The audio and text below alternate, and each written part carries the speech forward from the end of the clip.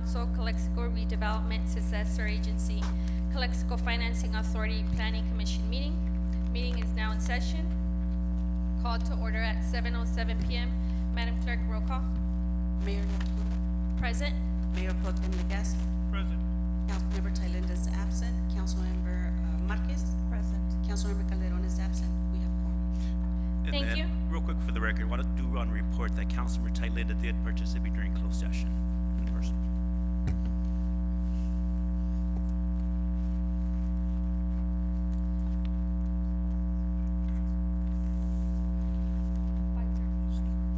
Okay, please stand for the Pledge of Allegiance.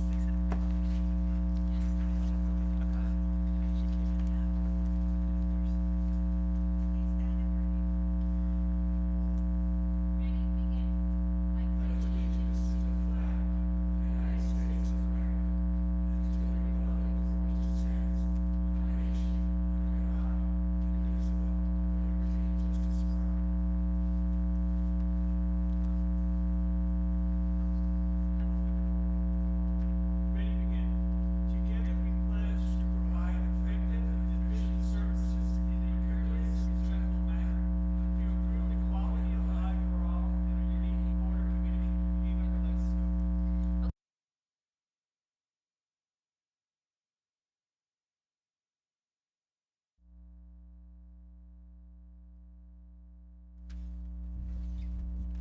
Let us pray.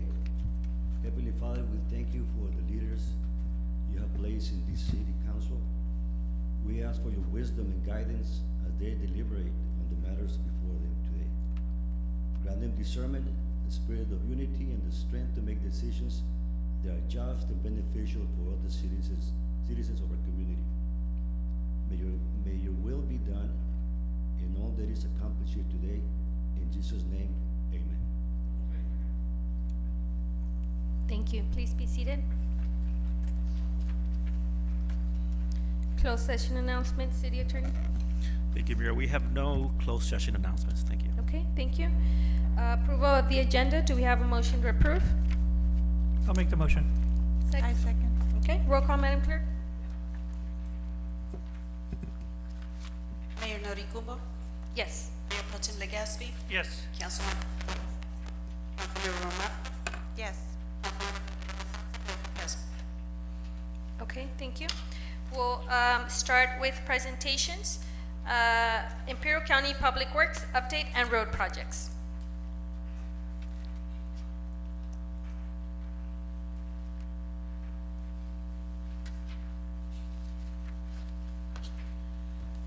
Good evening. John Gay, County Public Works Director. I do have our staff with us tonight. So Veronica Tondo will be presenting. She'll be speaking on the projects that we've completed and then the projects we're actually going to be doing that will benefit our city here.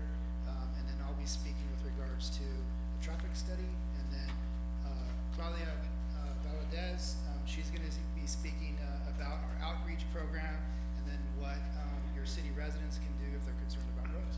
So with that, that'll.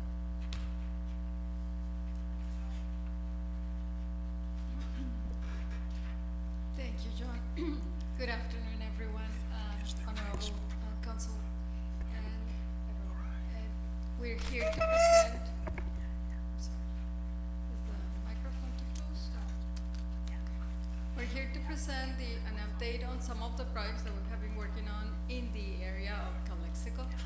And it's like this slide shows Barbara Worth. The ones that are in red are projects that already happened and they were constructed. So we have Barbara Worth. It started from Ansa Road to Evan Hughes, and we also have Dogwood Road, which is, as you know, extreme. Like has a lot of traffic all the time and a lot of truck traffic as well.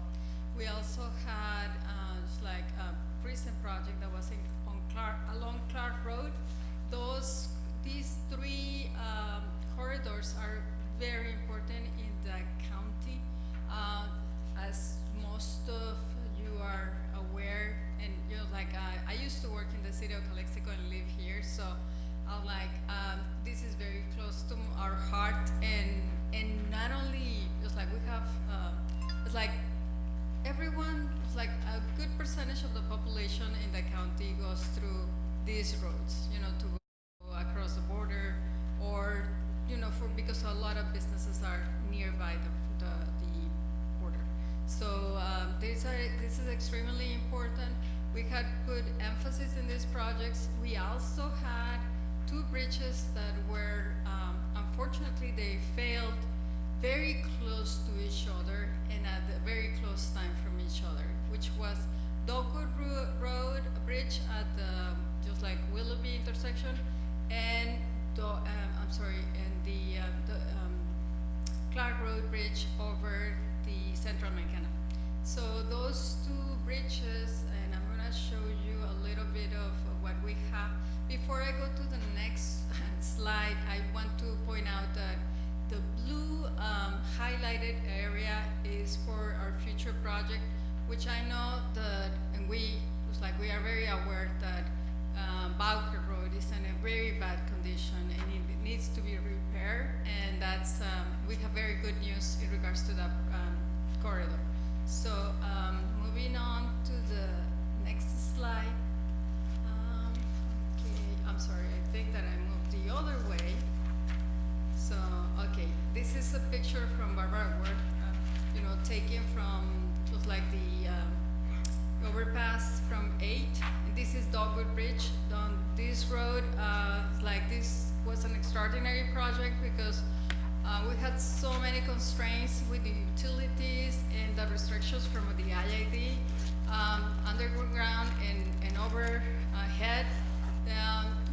The county had to utilize a unique method, the first time that was used in California, that our department got awarded the exceptional structural contribution for a project by the American Society of Civil Engineers in the San Diego region. So we were very proud of this project. It was very hard to complete. It costed like the total amount of the project was about 6.1 million, and it was like it took, and as many of you probably were disrupted, just like on your travels to other places because it was closed for a long time. So we also did Clark. We also constructed Clark Road. That's one of the it's another very important corridor. And when the bridges are down, everything else is down. The cost was approximately the same. We used the same method that that was the steel tube girder bridge type of project, which these are the first 2 projects in California. So this allows us to complete the construction relatively quickly compared to other methods and in a safer way.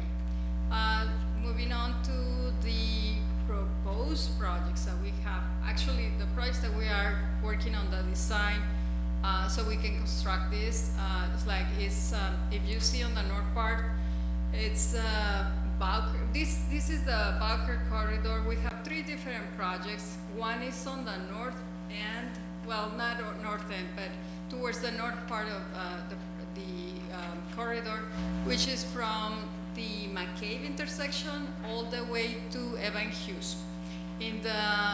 We also have a second project that it goes from Fawcett to Jasper, and another one that goes to from Jasper to the city limits. For the first one, the one that is in the worst condition, the segment on the north, we already received bids, and we're gonna award and move on to construction to begin probably in October. So we're very pleased to inform you that that's happening. That's one of the projects that we would like to see very soon. On the second one, from Fawcett to Jasper, we also are about to get approval from the funding source so we can move on the advertising. And the third one, the one from the city limits to Jasper. On that one, we are work program for next year to do the design. So we're working on those three. The total amount for the three projects is like that we anticipate the construction will take is about 3.4 million, and we hope this like the treatments that we're installing are just like due to the deterioration of the road are more expensive than the usual overlays that we have sometimes. Also, we wanted to share with you the district limits and some of the roads that are related to the vicinity of Calexico. As you are aware, we are, like obviously in the unincorporated area.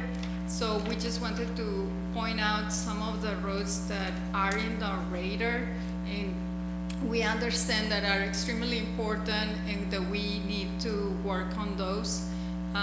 Like if you see, and we apologize because the valley is pretty large and sometimes it's hard to, combine the information in one slide. I don't want to take a lot of the time, I know, just like this agenda is long, but I just wanted to present, like that we're gonna be working on these projects as well. I think that John is gonna continue with the presentation. Thank you. So really quickly, we have been working with our board with regards to. I'm sorry, Director, could you speak on the microphone for the translation? Sorry about that. Thank you. So one of the projects that we have is related to pass-through trips here in the city of Calexico. I'll go back to this slide here. And so our board directed us to go ahead and commission a traffic study. Ultimately, I reported on this last time. I want to tell you where we're at. We're working on an RFP. The RFP will be provided this summer to our traffic advisory committee. This RFP will be related to changing our circulation element to reroute trucks around the city, not using Cole Road, but going north of there potentially. So we've already had a couple of meetings with city staff. So our next action is to have our RFP presented to our internal TAC committee. It stands for Traffic Advisory Committee. City representatives will be invited to that as well. Our law enforcement is there too, so CHP and sheriff. In order for us to really be successful in rerouting trips, we want to make sure that we get early communication with our law enforcement partners, because in the end, when we do go through and we legislate and we create this as a team, we need to make sure that it's enforced. So before we solicit this RFP, we're going to meet on that. So our meeting date is in, I think, late August. You'll see a review of the RFP before then. We'll get some information from our law enforcement partners, and then we're going to go for our solicitations. I think I told this board, or this council, excuse me, that we will be funding that. That is our intent, and we look forward to moving forward with that. I did want to mention one thing. I talked to Mr. Coyne about what the city can do unilaterally at this time without any kind of county involvement, and this is really a decision that this council can make, and that is you have an ability to look at restricting truck traffic on Cole Road at certain points, which would aid us in, as we move along, to look at restricting trucks on our county roadways. So we can talk about that more, but it's something to consider as we go through this process. And then really quickly, Beto talked about the roadways that have been completed, as well as those that are upcoming. We do have a paving machine. I did bring that up last time I was here, and we are also looking at utilizing that paving machine on some critical corridors. We're zeroing in on Scaroni Road. Lots of complaints on Jasper since I've been a director of public works. That is a combined roadway Again, we want to partner. We have some ideas about how we can accomplish that. As an FYI, we have paved roads that are combined roads in the city of Raleigh. In the end, we worked out agreements with them where they would administratively annex that portion of road because it creates 911 issues when you have roadways that are split down the middle. But that's an ongoing effort, but we still want to look at Scaroni and get that paved, and then Jasper, we can look at a partnership on that. That is it from my standpoint, and now we'll just end the presentation with Claudia Valadez. She's going to come up and she'll speak to our outreach effort, as well as what your residents can do if they have any concerns about roadways. Unless you guys have questions. So I'm not gonna be. I'll stick with it. Thank you. Good afternoon, Sharon Nanikulu, Mayor Legaspi, and council members. It's been long overdue for us to want to come and present to you and just reach out to the city and let you know that we do have some new resources that can be utilized to get the community closer to the county. We understand there are very issues with our county roads, and every year we prepare the list of county roads that the county presents to the state as a proposal of the roads that will be repaired with SB1 funds, in addition to the regular roads that we repair with our HUDA taxes and with LTA funds. But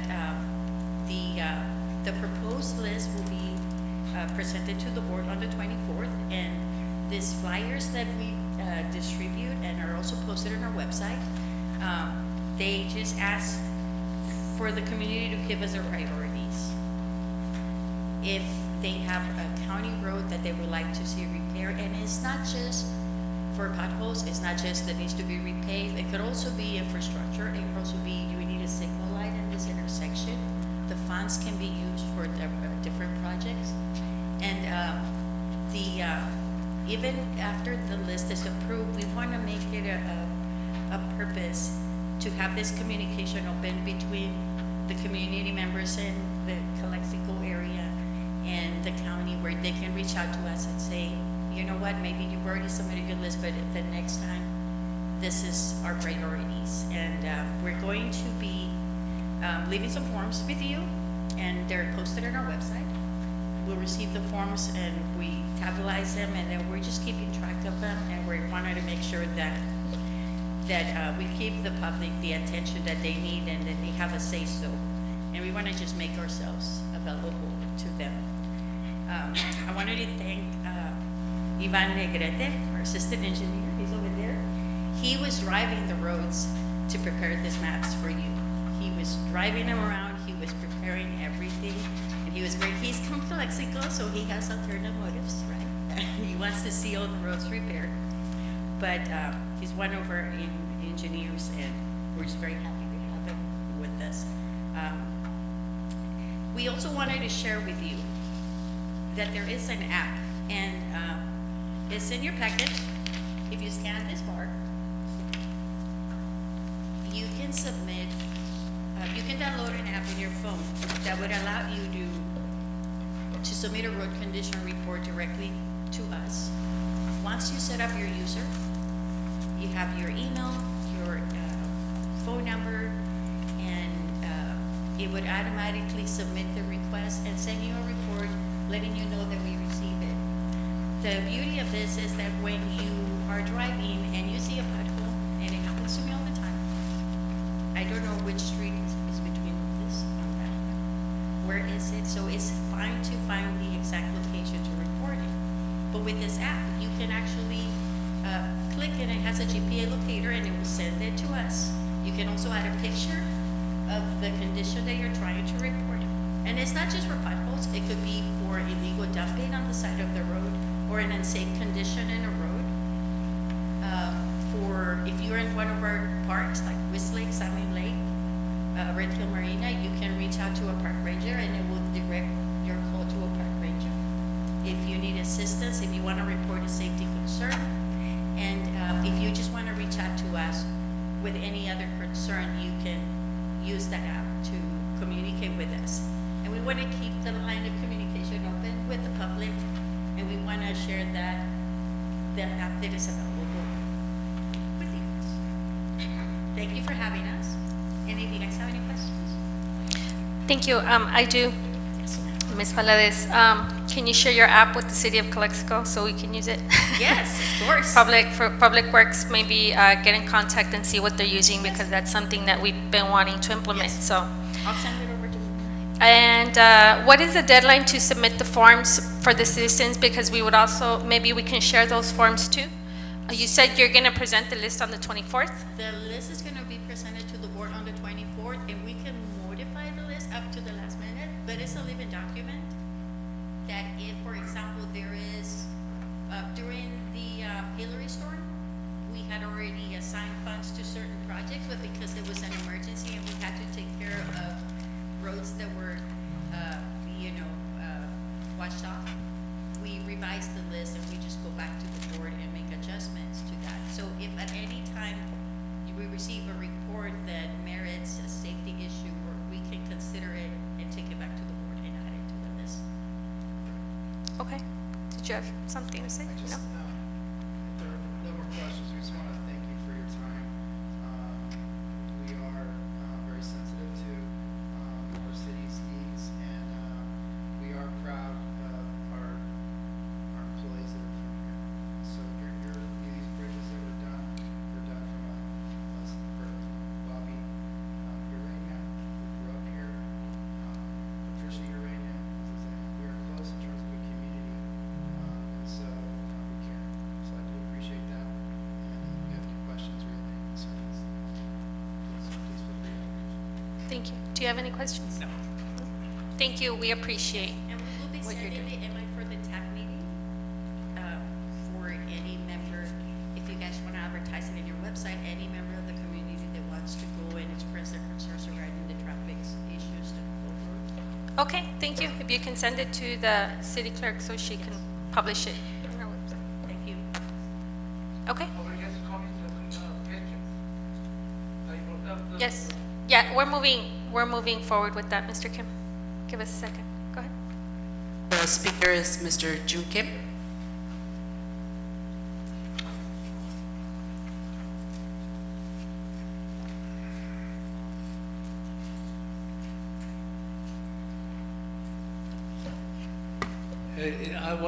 What understanding, SB1, these taxes actually is not coming from our gas tax money.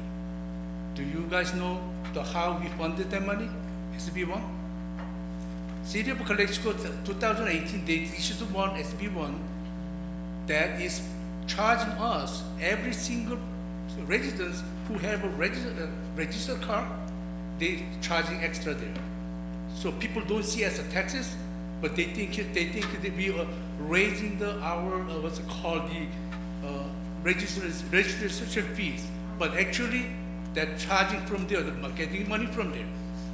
And see, County of Calexico, Imperial, they have so much areas been nicely been taken care of it, except the southern portion nearby the Calexico. When they have enough money from the major D money, they spend all the money for the other streets or the north side, other side, not to Calexico. Now, SB1, if you guys are engaging with SB1, which is allowed to county to charge an individual car owners in the Calexico, we're gonna get charged for that. So all the cities, the road, county road, built by the regular process, major the money, but except the Calexico. Citizens of Calexico has to pay for the money to fund it SB1 for the fix the street and bridges. For example, the bridge in the 2nd Street, almost 7 years. They've been broke, they didn't do nothing. Even they had a lot of money came in through the Harper monies and a lot of money from the COVID, and they didn't fix our southern portion of the city, the county road. So why Calexico have to pay for that, other cities not? Thank you. Thank you, sir. Any further questions? Thank you to the planning department for coming out, and we'll spread the word on the app and also on the forms so that the citizens can, add to the list of roads. Thank you, we appreciate it. Okay, so we're moving forward with the second presentation, which is from Ms. Rosa Diaz from the Donnelly Community Services Center. Thank you very much for the invitation to come and present on our center. We were formerly known as the Impro Valley LGBT Resource Center. The center was started back in 2015, but it started before then. Actually, after coming out to my church as a lesbian, I lost a community, and I felt alone. I felt like I had no friends. So I started a support group for LGBT people, and with that, people started coming to the support group, and soon enough, I started learning that there was needs that haven't been met. And in doing, in getting involved with individuals that are of this community, and at the time I was also a social worker for the county, and it didn't dawn on me never to ask what agencies offered services for the LGBT community. And it wasn't until I needed some services that I started asking and realized that we were deficient in that area. But I knew that if I were to last 10 years doing this, that eventually it was going to change, because it was new territory for me. I had never been to a gay club. I had never been involved with this community, but I knew that once I allowed myself to, to tell my church that it would probably change, and it did. And so I've been working with the LGBT community for 10 years, and the board and I decided about a year ago that it was going in a direction, not us, but what we now name as the queer movement was going in a direction that not just myself, but many other LGBT organizations are speaking against what is happening, is speaking against where the movement is going, and therefore it was important for us to take a good look once again at our mission, our vision, and we made some changes for the purpose of serving and helping a community, and not necessarily about pushing an agenda or just going along with the movement. Has it cost us? Yes, it's cost us, but it doesn't matter, because when you know that you're taking, you're making the right decision to continue with the mission that I started with back in 2014, it was to help people. It was to listen to people, and it was to provide the best service possible, the best counsel. So we are now the Donnelly Community Services Center, and if you don't know who Donnelly is, he is actually a Superior Court retired judge who has been a great supporter of us, and we are glad that he allowed us to use his name. You guys know Donnelly? Yeah?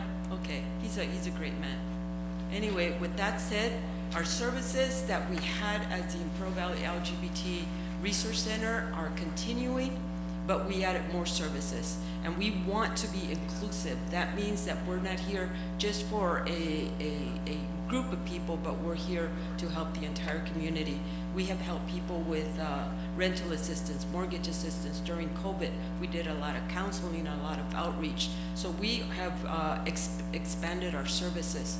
So right now we have an array of services. If you go to our webpage, you can see those. We continue to provide transgender health or transgender support, as well as lesbian support, and we help parents of LGBT youth. And that is an area that we really need to look at and navigate through very carefully, because the more and more I speak of this, the more parents come to me and tell me my child identifies as such, and so and so. And we're seeing an increase, especially in youth, an increase where they are not conforming to their gender, but they are now looking into identifying as other genders. And that can cause other issues. It can cause conflict sometimes in the family, because first of all, what does that mean? And second of all is, how do I navigate this? I want to love my son. I want to be able to help my son or my child or my daughter, but I don't understand what this means. And I've had many of parents who have come to the center to tell me, my daughter was fine up until she started hanging around with so-and-so. My daughter was fine up until they started watching this person on YouTube, etc. So I want to navigate this with parents, giving them the definitions of terminology, giving them resources, etc., so that they better understand and do what is best for their child. So we are right now providing the youth summer program.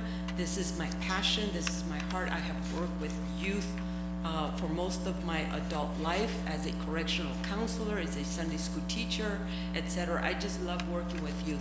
And right now we have the summer program, which is a 5-week summer program free of charge. And we teach them from the moment they get there for 4 hours. They're constantly going, constantly learning something new. So this is a program that we offer every summer. And if you go to our webpage, you will see our calendar. Our calendar has domestic violence program, youth anger management, intimate partner violence. We have a 12-step support group for anybody that's battling addiction or substance use. So we have a full calendar, and you're more than welcome to look at it and give us a call if you want to know more about these services. Okay, this is where I really want to invite you to be a part of. Imperial Valley Pride is celebrating our 10th annual. For 10 years we have been doing Pride. And yes, when we think of Pride, we think about, you know, LGBTQ Pride, which at the same time, you know, it is what we celebrated. We celebrated this community. This year on our 10th annual, we're celebrating Imperial Valley residents. We're celebrating Imperial Valley families. We're celebrating Imperial Valley everyone, businesses, etc. We want you to be a part of this Imperial Valley Pride, which is your pride, which is you have a lot to be proudful of. I have moved away from Imperial County 3 times, and I come back here because I love it. So when you hear Imperial Valley Pride, know that it's your pride. It's not for a particular group of people, it's for all of us. We're gonna celebrate families, children, we're gonna celebrate local talent, and we're gonna bring a talent from outside as well. If you wanna sell food, if you wanna, you know, share resources, please send me an email and I will make sure to get you a space for that day. It's gonna be a lot of fun. We are also seeking local talent. If you know of, if your son has started a band and he doesn't know where to play, tell him to look us up. We will give him a stage so that they can showcase their talent.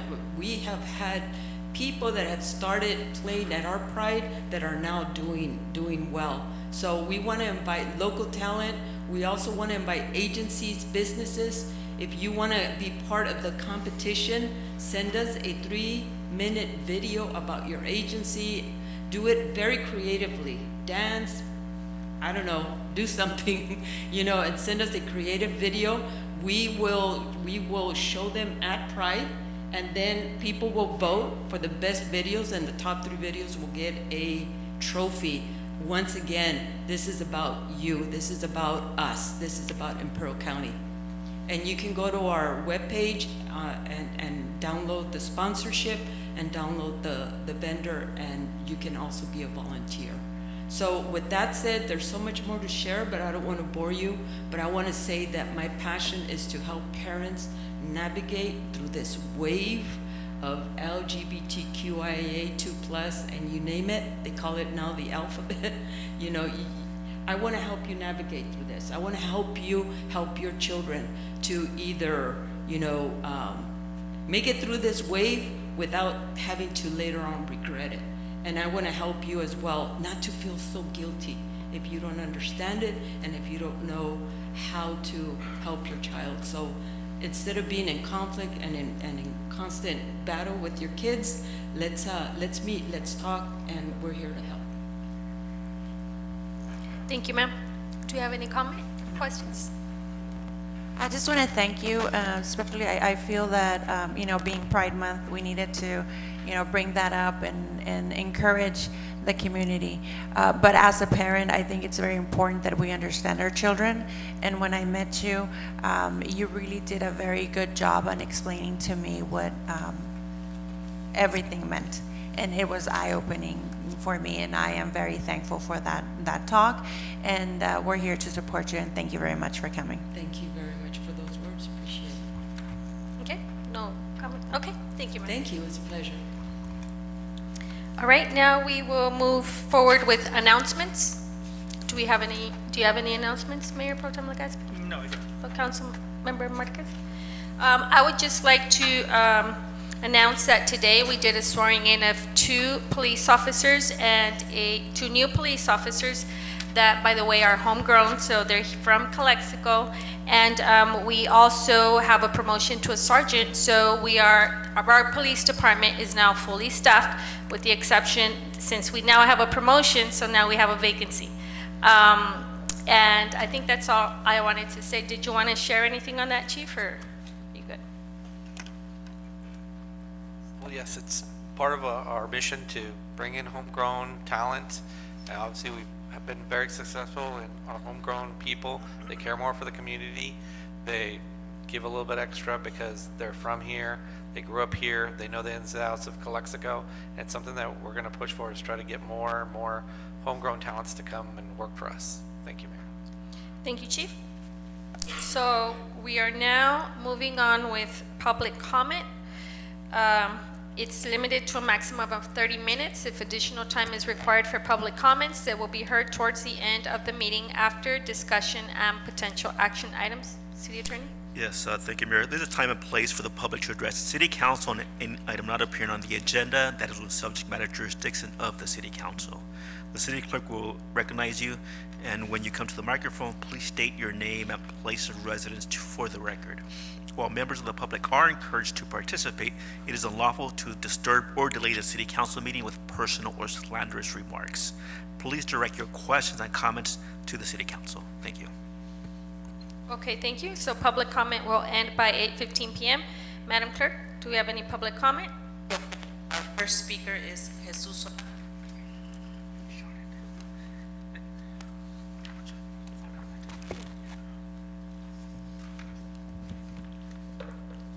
Jesus Solano, 426 Rosemont, Calexico. Good evening, Madam Chair, council members, staff, city manager, and community members. Thank you, Rick. It's been a pleasure working with you. I want to go on record, okay? On March 18, I received a call from the mayor requesting a proposition of removing 2 backstops from Cordova. At the same time, she told me that I was going to receive a call from Ms. Cunningham. I also received a phone call within 45 minutes, an hour from Ms. Cunningham regarding the removal of the backstops. After a long conversation, I told her that I was not in agreement, that I refused. I had also spoken to her prior to that last year, since October, regarding that issue, but she insisted. And the reason that I gave her no, and I stand on that, is because we created Calexico Volunteer Alliance Group to beautify the parks, not to demolish the parks. Okay.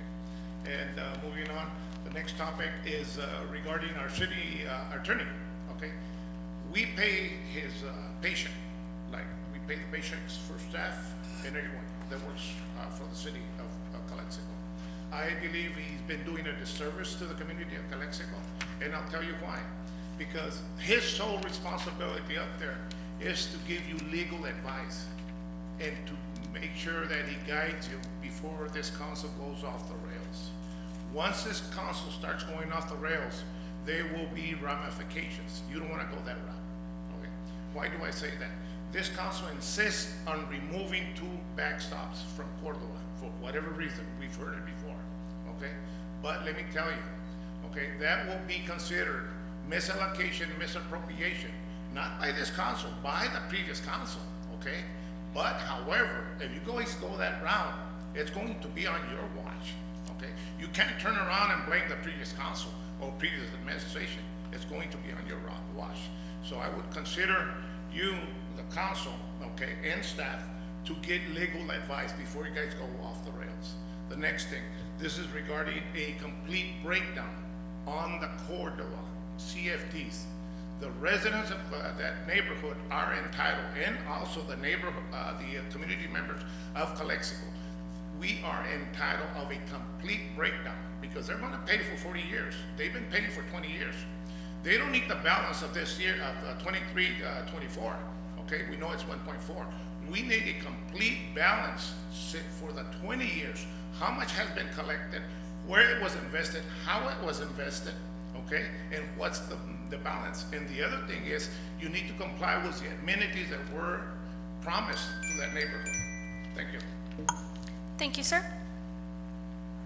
Speaker is Jose Vargas.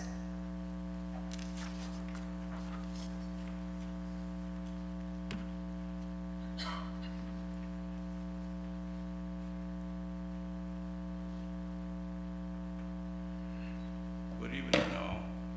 My name is Jose Vargas. I live at 1004 F Herrera Street, La Jolla Palm subdivision. And I put it bluntly, the city has just about doing everything wrong about the CFD, especially the 2005-1. That's what's supposed to be a more exclusive community, and it's the worst community we have in Calexico. Our unfinished La Jolla Palm Boulevard is and the Family Recreation Center is a dump. And we're paying quite a bit of money. And you guys not following the state legislatures of the Melrose of 1982. I don't think it's right, because it's reason for me to believe it's prima facie to commit fraud, because we don't have a final occupancy permit. We're in violation of the fire code. It's an unfinished project. Not even half of it is finished because the Family Recreation Center is not built. It's a dump. And Mr. Daniels, you said that no CFD money has gone to the Cordova part. $175,000 before Pacific Century Homes left or filed bankruptcy, gave the city $175,000. The city gave it to Cordova Park. That was supposed to be for our park, but they call it park, but it's a family recreation center. But still, they give it to Cordova Park. We want that money back, at least so we can clean and level the recreation center, 2.3 acres. So, you know, you are here to, I mean, our due process have been violated every year. You keep levying us the tax. The city council, as the legislative body of the CFD, is the maximum authority. As well as you formed the CFD, as the city formed the previous city council, they formed it. Now you took the reins, you know, you can dissolve it. And that's the bottom line. I mean, you just keep committing fraud and racketeering, conspiracy. If you're not following the state legislature, this is a conspiracy to commit fraud and racketeering because the project is not finished. You know, how basically you're gonna keep levying our tax every year. That's not right, not ethically, morally, or judicially right. So, dissolve it. And whatever comes our way, you can file bankrupt if they have any teeth, you know, it's a commodity, they lose. Thank you, sir. Next speaker is June Kim.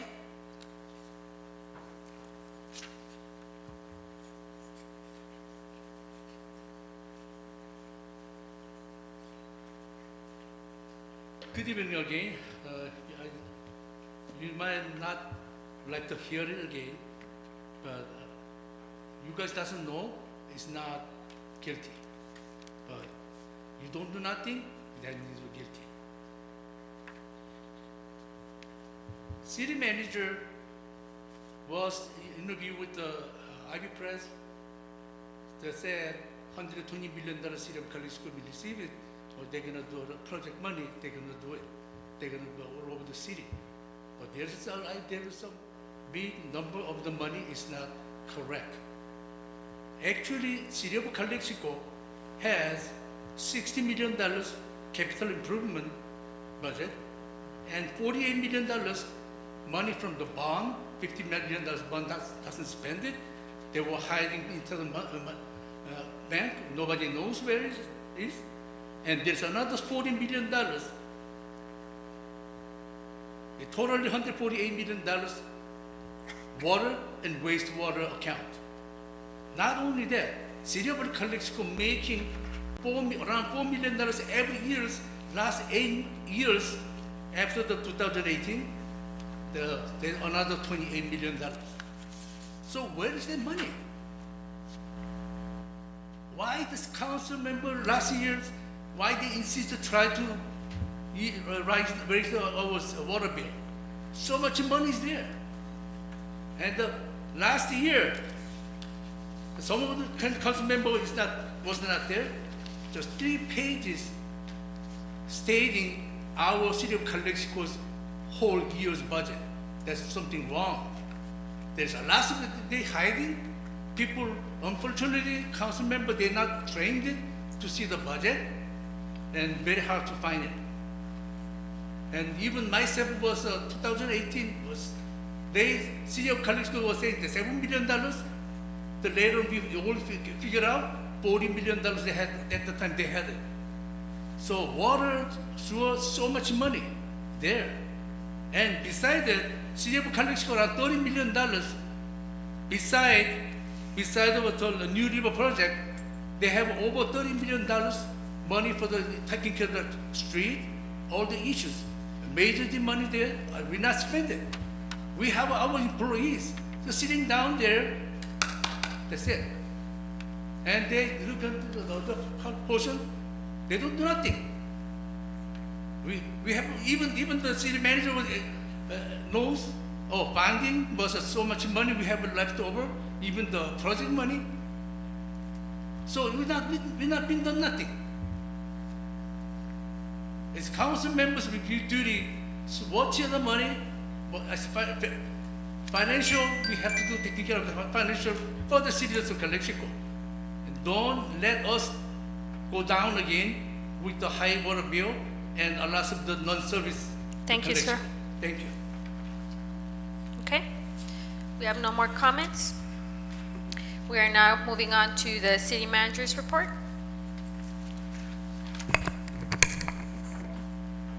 Yes, members of the council. We have participated, you heard earlier, the county's report on the truck traffic rerouting. Michael Coyne has been working with the county on that project. Also, I'm going to investigate whether, as the county does their Scaroni Road project, we pick up and do our Scaroni Road project. If they're coming from similar funding sources, perhaps there's a joint procurement process that can be done, and instead of being each of us spending $2 million, maybe there's an economy of scale that could be achieved by putting out a $4 million project, because they're end to end and they're both scheduled for this year. But that will be part of the presentation that we're going to do at the end of the meeting. That's really all I have, other than I have in my hands the adopted budget for the city of Calexico. In that budget is the capital project portion. In that, there is $25 million for street transportation projects. There is $18 million in general government. but that means primarily buildings. There is $24 million on the New River. There is $10 million for water projects. There is $17 million for wastewater, and these are collection and distribution. And then for the wastewater treatment plant, there's $25 million.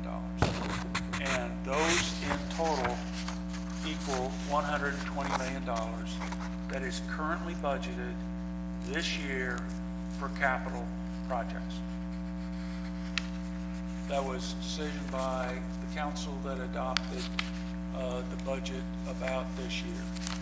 And I will send to council tomorrow morning, because under each of those general categories, there's a specific project list for each. For example, on the street transportation projects, it's the 2nd Street Bridge widening, downtown street improvements, Northwest Industrial EDA project, street overlay, Scaroni Road improvements, Cole Boulevard improvements. But there's a budget amount and a project description that is in this, and I think that might help further define what the capital project budget, capital improvement program is all about. This was, like I said, this was adopted by the city council a year ago. And that might help answer some of the questions, but we are going to be working with more work with the county to see if there's an economy of scale as a result of combined efforts that might be available. And I do like their program that deals with commenting on projects in motion, because we had an experience this last year where a contractor and the neighborhood had strongly worded differences of opinion. I think we can learn from the county on how to avoid that as we get into the capital improvements projects we're going to be doing. So, but we'll cover that in a little bit. Other than that, that's all I have. Okay, thank you, sir. We'll move on with commissioners' report. Do you have any commissioners? Yeah, reporting. I guess I'm the only one. Let me get myself situated. Hey, I don't remember here. So, you start getting older like me, you need to write everything down. Good evening, Honorable Mayor and members of the City Council, City Clerk, Interim City Manager. Patricia Orena, Chair of the Community Services Commission, as well as the Vice Chair, Commissioner Rojas, here to report on our past June 9th special meeting. Just before I start, I wanted to say thank you to Interim City Manager Rick Daniels for having the opportunity to have good conversations on municipality with you regarding parks and just, government stuff in general. So I hear you might be going on vacation, so safe travels, my friend, and happy retirement. At our meeting, various items were discussed that we kind of left lingering from the last meeting of November of 2024.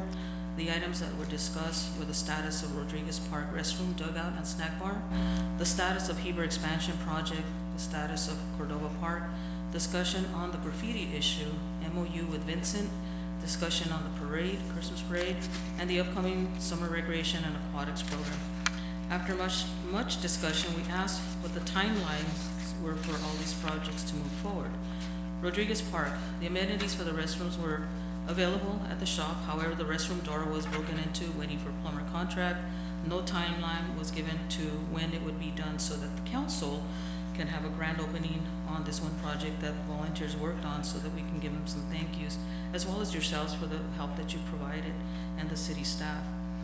The volunteers would have installed the amenities at no cost to the city, but we were waiting on word as to when they would be here.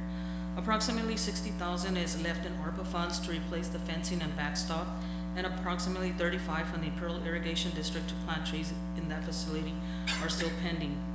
But those need to get done before the end of this year, and obviously we can't plant trees during this hot month. The Heber expansion, no timeline, no deadlines available because we're still waiting to find additional $5 million to start the project.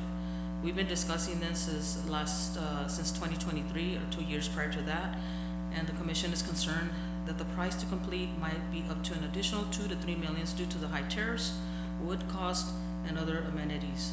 We need to address this issue on a weekly basis and find out where we're at. Cordova Park, we reviewed phase 1 completion and discussed opening of this park. A workshop was scheduled for June 11th. A survey is also available, which I might say is kind of redundant, but more questions needed to have maybe what it would cost to redo, restructure, replace, open it, and all that stuff. Usually at a workshop you have that information available. I apologize for not being able to be there, but I was climbing a hill in Tahoe. We currently do not have a new park, and most, and I would say pretty much all of our parks have broken playgrounds due to the lack of maintenance or a maintenance schedule. The city currently has 22 parks totaling 60 acres or approximately 1.7 acres per 1,000 residents, plus an additional 122 acres of open space. So we definitely fall, if we do the math, we fall below the threshold of parks for residents. So, we're really concerned about the Cordova Park as to when it might be open. Will it ever be open, or what's the status of that? And we're gonna continue to bring it up as an item. Graffiti issue, we need to address it because the target areas are not just the city playgrounds, but residential homes and businesses. It has really gotten out of hand, so we need to work on that because our city is looking more and more blighted. I've had phone calls from residents that on 6th Street, the 1000 area, the son goes and paints the grandmother's house, and within hours it's graffitied again. So something that we'll need to report to the police department. We also talked about the MOU with Vincent that has not been reviewed by this commission to present to council. We continue to work with the division to make those recommendations to you. The Christmas parade, discussion on approximately the cost, 20 to 30,000, including the tree lighting. Look for answers as to where the funding would come from, and it looks like it might come from the general fund, which we don't have money for allocated for right now. So non-conclusive, but imagine what we could do with that money in that amount for a program or a project, and it would continue to have longevity. A parade committee is being developed to set a deadline, look at actual cost, and hopefully some new partners or someone else that can help and assist the city in running that program or that event. The summer program is ready for 2025. Fees are super low. Commission would like a review of fee schedule for recreation services and would like to see our aquatic program have the proper training and equipment to provide a safe program through the American Red Cross. We are currently not a licensed training provider through the American Red Cross. So our guards are in dire need of training equipment. So with all of this being stated, it looks like we continue to plan without any action or implementation of any of these projects. Our commission looks forward to addressing this council on how this commission, our esteemed city staff, partners and volunteers can help take action and implement these issues. We can no longer continue to state we have no money, no staff. We need to take responsibility and ownership of the things not getting done, and that includes the city residents of Calexico. We are here to help our division managers and our city council with input from the entire community. So we thank you for your time. Thank you, ma'am. You're welcome. Does the council have any questions from the commissioner, the chair? No, just Pat, we're gonna, Vincent Memorial, Sister Pat from Vincent Memorial reached out to me this morning, and I'm gonna give the phone number to Norma. The diocese has been trying to set up a meeting, but they haven't contacted us. They've contacted Sister Pat, but Pat never contacted us. So I did talk to Sister Pat this morning, So I'll be giving you her email address and all that to set up that meeting in reference to Rodriguez Park. Okay, thank you. So we move on to city council comments and reports of meeting attended. Mayor Pro Tem Legaspi. Yes, Madam Mayor. The Councilmember Adriana Marquez, myself, and Planning Director Coyne attended the two-day Economic and Energy Summit meeting at IBC, making contact with various people for a good future when it comes to economic. I know that Mr. Coyne was out there pulling people off to the side and having great communications, and so was Councilmember Marquez. I attended the Camarena Library Family Summer Program Kickoff Reading. Thank you, Lisa, for doing an outstanding job putting this together. There was food. The police was also invited, and it turned out to be a safety tip program from the police department. So they started talking to the parents and kids in reference to safeties.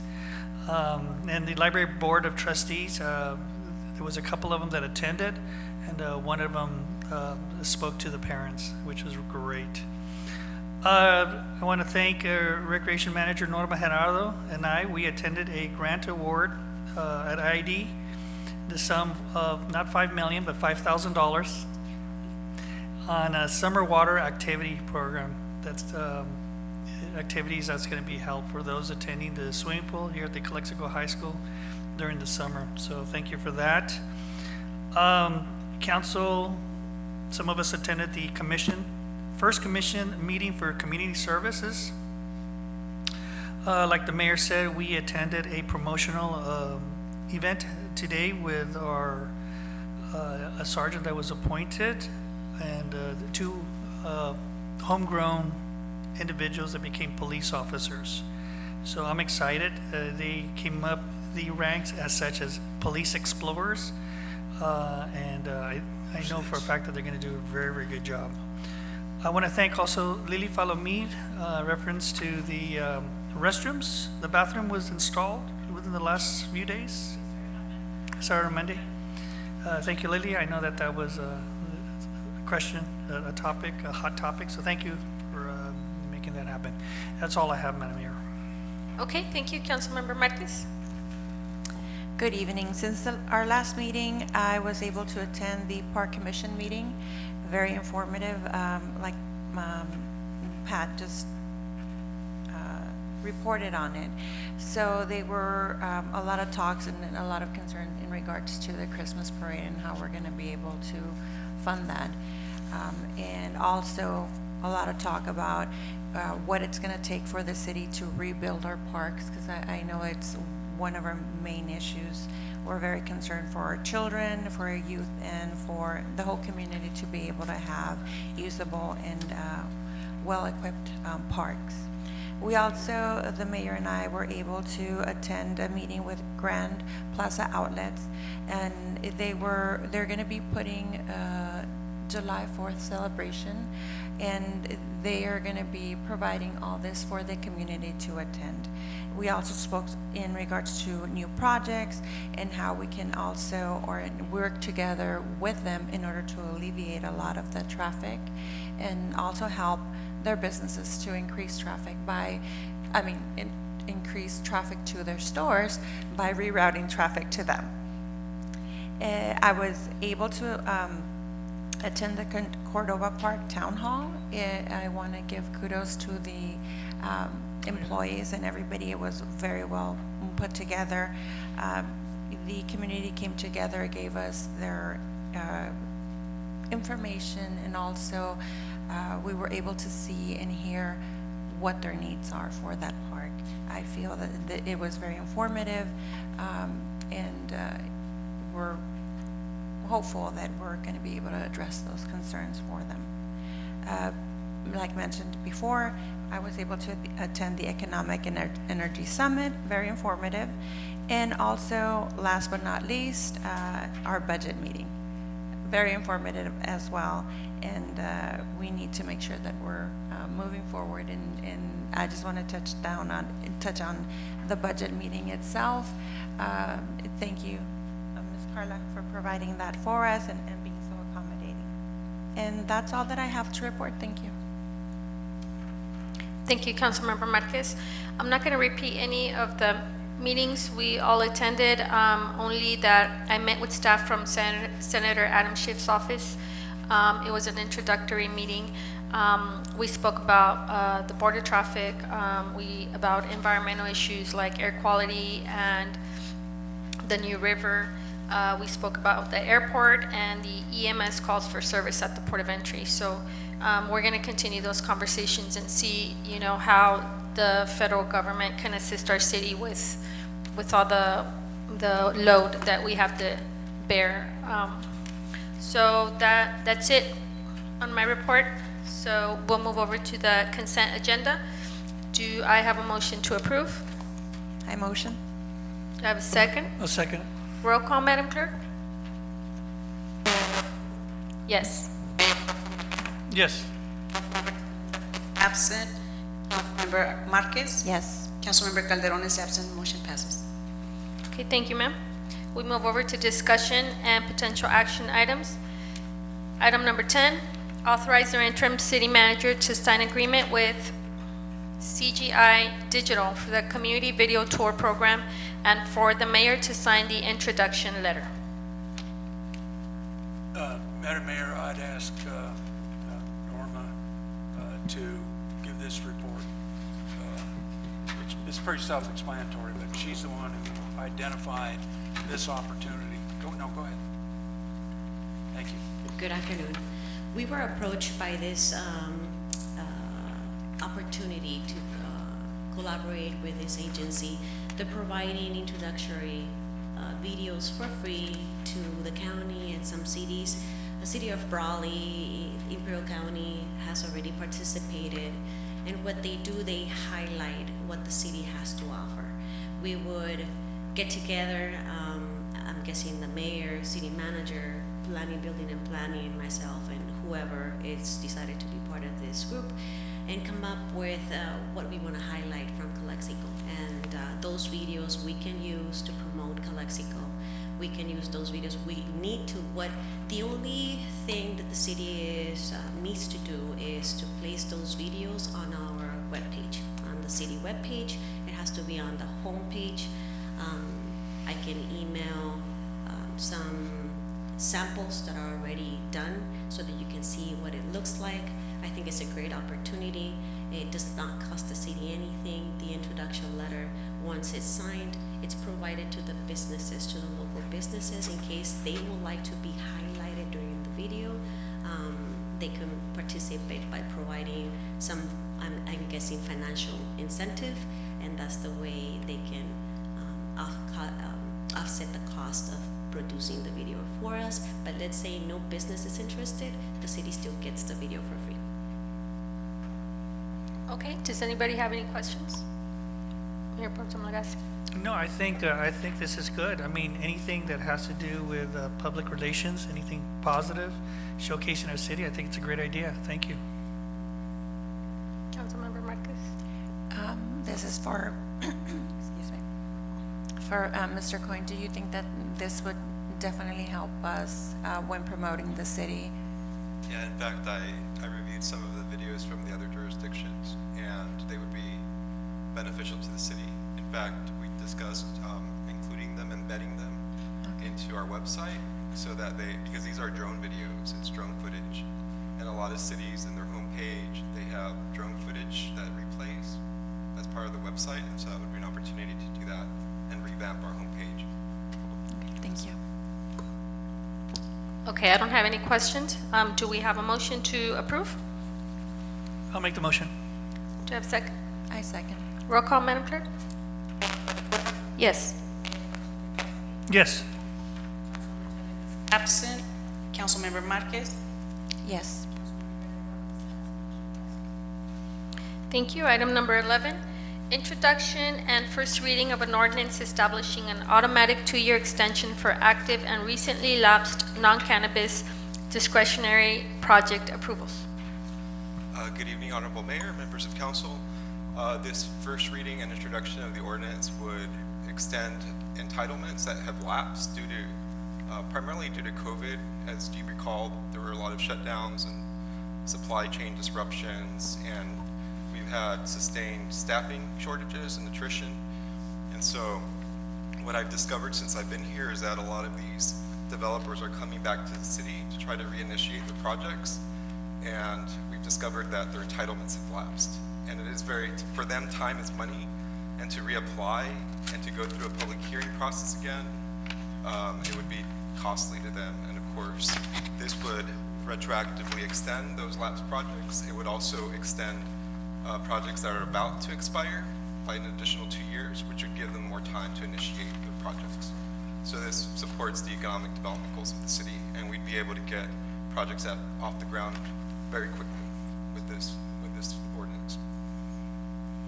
Okay, thank you. Do you have any questions or comments? No, I think this is a good one. I mean, we're bringing in economy, and you know, it's not their fault that it was stalled due to the COVID issues, and that's what we're all about, just bringing them in and let's go forward with it. So I'm good with it. My only concern or question is in regards to the ordinance that we're going to be carrying forward.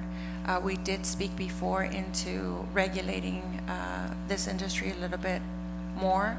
So I don't know if I have the answer to that. Do you guys know if any of these have been set in motion? What industry, pardon? Well, we had talks in regards to how we were going to start regulating. You're talking about the cannabis? Yes. So this ordinance is non-cannabis. So what it's saying is it's anything not related to cannabis would continue, Oh, okay. correct? I'm Yes, sorry. we specifically exempted cannabis because the municipal code does require mandatory renewals. of Okay, I'm cannabis. So, sorry, I yeah, it misread doesn't- that. Yeah, you know so what? Yes, it doesn't affect cannabis. It was businesses. confusion. It was confusing. I did give him a call earlier today about the cannabis part because I read cannabis, and yeah, he did explain to me that it has nothing to do with cannabis. So. Okay, thank you. Yeah. Yes. Okay. So no further questions on that one then? Okay. Do you have a motion to approve? Do you have a second? A second. Okay, roll call, Madam Clerk. Yes. Gaspi? Yes. Yes. Thank you. Item number 12, resolution declaring the city council's intention to vacate a portion of West 6th Street and setting a time and place for a public hearing.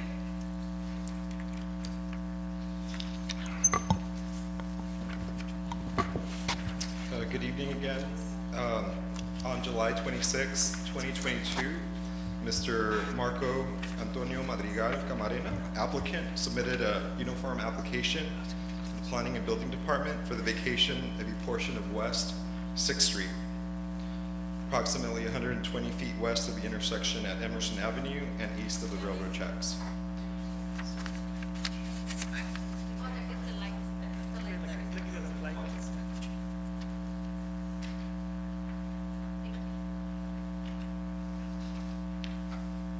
Okay.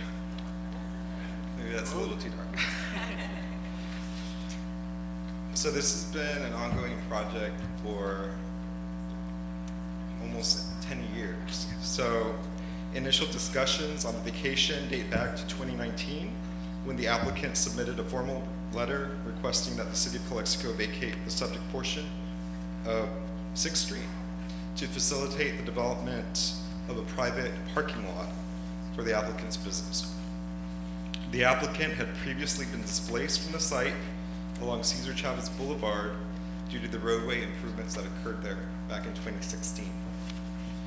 Following this initial letter, the applicant met with previous city administrations to discuss the vacation and was verbally given conditions and assurances of said vacation. These conditions were issued verbally to the applicant outside of a public meeting. In compliance with the verbal agreements and conditions, the applicant acquired a grading and encroachment permit from the city. So I would like to highlight that that kind of supports the notion that the city agreed to allow him to improve the property on condition of the vacation, even though there was nothing formally written. Okay, so before proceeding to improve the project location along West 6th Street, extending up to Emerson Avenue, the subject road portion is located approximately 120 feet west of the intersection of Emerson Avenue and east of the railroad tracks. The applicant prepared a legal plat as part of this roadway vacation, and it's shown in Exhibit B before you.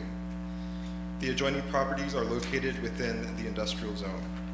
The road segment was previously undeveloped, and the city, as I mentioned, allowed the applicant to grade and pave the roadway as part of his property, which he owns the adjoining properties that are adjacent to the portion of the roadway that would be subject to this vacation. The subject portion is approximately half an acre, as dimensioned in this plat. Here's a more recent aerial of the property that shows the improvements that have occurred. The property, said improvements consist of new asphalt, sidewalk, curbs, gutters, and a wrought iron fence cutting off access to the subject portion of West 6th Street. Here's a view of the site looking west onto 6th Street from Emerson Avenue. This shows the improvements completed to 6th Street. Staff has evaluated the applicant's request and has determined that the subject portion of West 6th Street is no longer necessary for its intended public access purposes, as it is a dead-end street, and the applicant owns the adjoining properties along this dead-end street. The agreed upon sales price would be the difference between the appraised value, $100,000, and the amount the property owner has expended on off-site street improvements, $90,319.85, which would result in a payment to the city of $9,680.15. A revised appraisal report with the amount expended by the applicant on improvements was provided to the city on June 6th of this year. As such, it is staff recommendation that the City Council adopt the attached resolution of intent to vacate a portion of West 6th Street as described in the exhibits before you, in the resolution before you, which will set a public hearing on the proposed vacation to take place on July 16th, 2025, and direct the publication and posting of all notices as required by law. The applicant is present to speak on behalf of the project. This concludes staff presentation. Okay, does anybody have any questions? Do I have a motion to approve?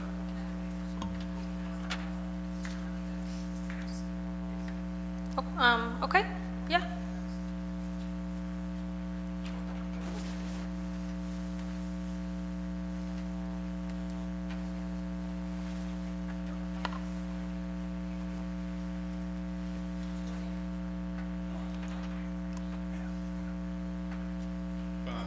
Buenas tardes. ¿Puedo hablar en español o tiene que ser en inglés? ¿Sí?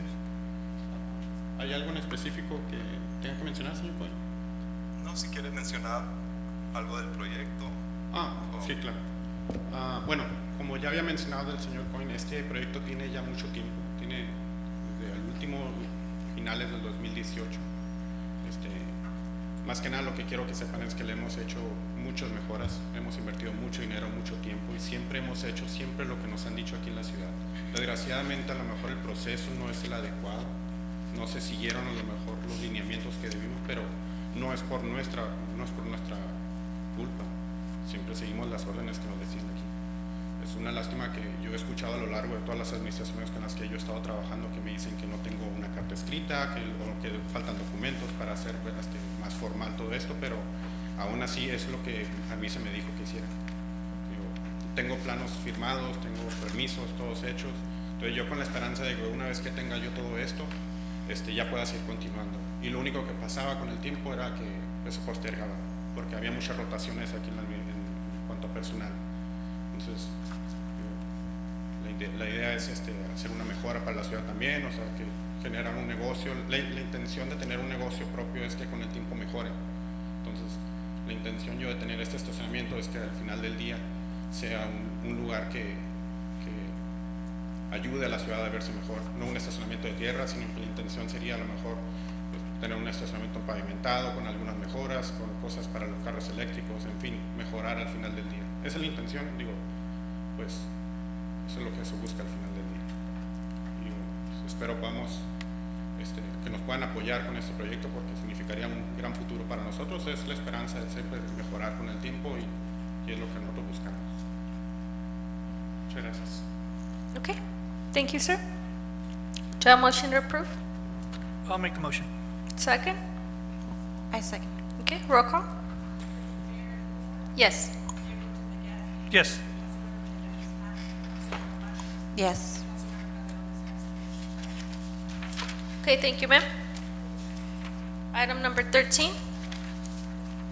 Food truck workshop, discussion on regulatory framework for mobile food vendors.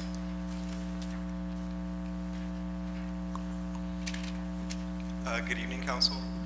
I know this has been a priority for Council, and so I'm glad to bring this before you tonight. We did do outreach primarily to existing brick and mortar restaurants because, of course, they're the most affected by potential food truck ordinance.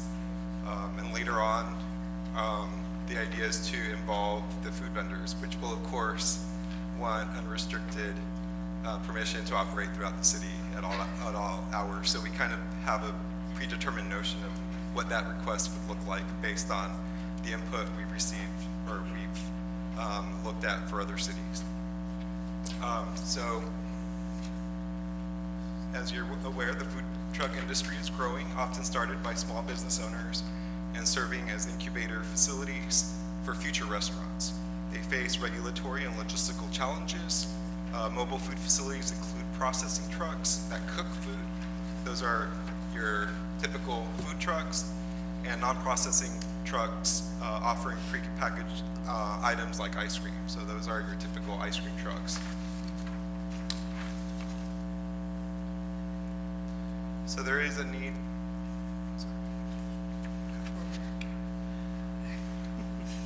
There's a need for I'll get this one day. You on a roll. Thank you.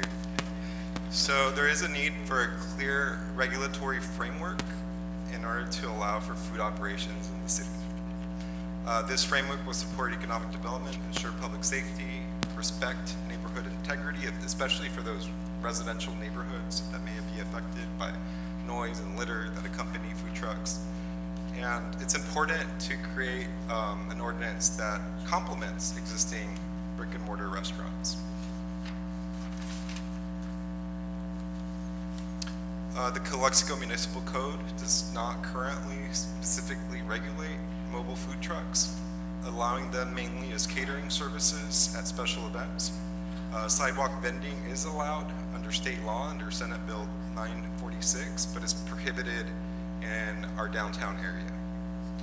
Permits are required for vending outside of these areas, and I do know of one sidewalk vendor at Tacoholics that did apply for his health permit and city business license to be able to operate in the right of way along in front of his business. I'm not sure if there are any others. So this effort has been taken on to adopt an ordinance, food truck ordinance by several neighboring cities, including the city of Imperial, which has regulations for mobile food facilities. What I'd like to highlight there is that they do, for vendors within the public right-of-way, all that's required is a business license. For vendors on private property, a temporary use permit is required. The draft ordinance originally would have restricted vendors on private property to 4 hours, but upon council input, that was extended to 12 hours. And they're allowed to operate until 11 p.m. And as for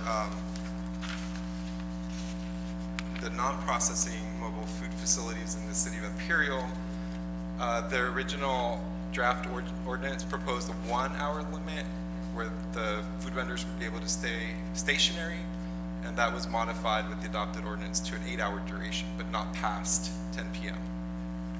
And of course, there are other regulations, including noise regulations, signage, compliance with permits, amplifying equipment, and prohibition of alcohol sales. The city of El Centro recently received a grant, and they've been updating their food truck past year.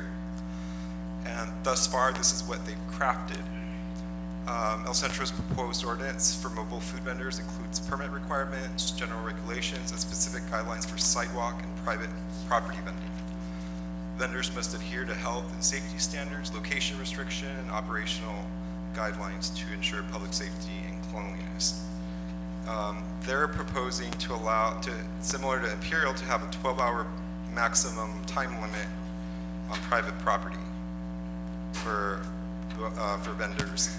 Also, that's what's noteworthy about their proposed ordinance is that they would require 50-foot separation from other food vendors and 200 feet from farmers markets.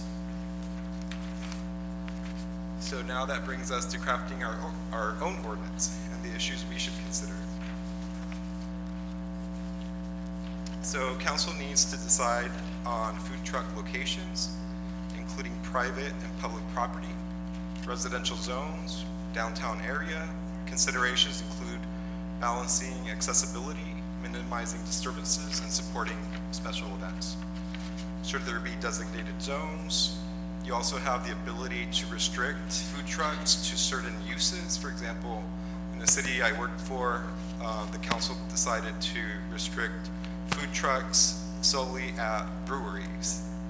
And so that's an option for you as well. You can restrict it based on the type of use as well. And then so here's the zoning map highlighting the various industrial, commercial zones. You can restrict it by zone. City of Imperial restricts the private food trucks to commercial and industrial zones. So that's a consideration for us. You can also restrict certain streets where food trucks can operate. And most cities prohibit mobile food trucks in residential zones. So that's another consideration. You can also restrict the number of food trucks operating in the city. You can establish a cap on permits. You can come up with an allocation method. Density limits, kind of like what El Centro is doing with the spacing requirements between food trucks. You could even just allow them to complement existing restaurants. You could allow them only at existing restaurants. So those are some considerations in terms of limiting the number so that the industry doesn't cannibalize itself and undermine our existing brick and mortar restaurants. Another consideration are operating hours. So we need to determine the allowable hours of operation. Options include consistent citywide hours, extended weekend hours, and earlier cutoff times in residential adjacent areas. And then there are performance standards. Most notably signage requirements. Some food trucks have signs like this one here. They have their little chalkboard. And some put out feather banners. Some do grilling out. Some have portable chairs and tables and umbrellas. So that's something to consider whether you'd like to allow as incidental to the mobile food truck operation. And then there are permitting considerations. So we have to look at the fee. Would this be, you can have a higher fee for out-of-town commissaries if you want to encourage local food trucks. You can try to incentivize food trucks by creating a very low fee. For City of Imperial, they are charging about $450 for their food truck vendors on private property for their temporary use permit, but then it's just for the ones on the right-of-way, it's just the business license fee. And then another consideration as you come up with these ideas on how to regulate them, also just try to be cognizant of our code enforcement limits. A lot of these operate after hours and on weekends, and of course we don't have the staffing necessarily to implement that, and so it'll be on the honor system, or maybe we could look at adjusting code compliant shifts so that they could cover evening hours and weekends, because otherwise it'll be, some of these regulations would be unenforceable and be based on the honor system.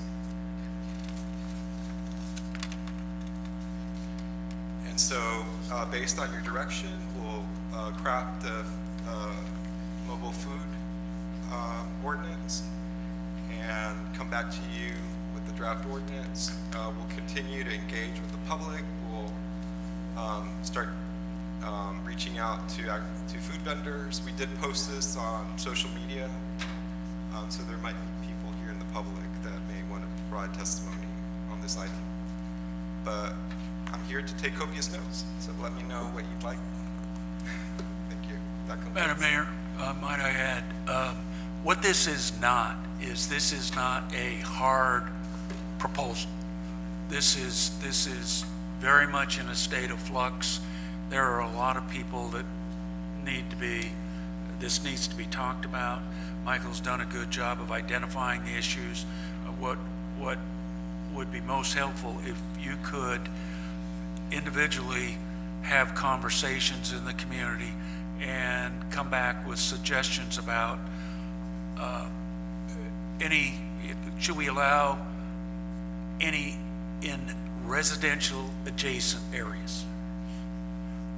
Should there be the separation between permanent bricks and mortar restaurants? Should you allow food trucks at their front door? I mean, I'm merely just saying these are the things.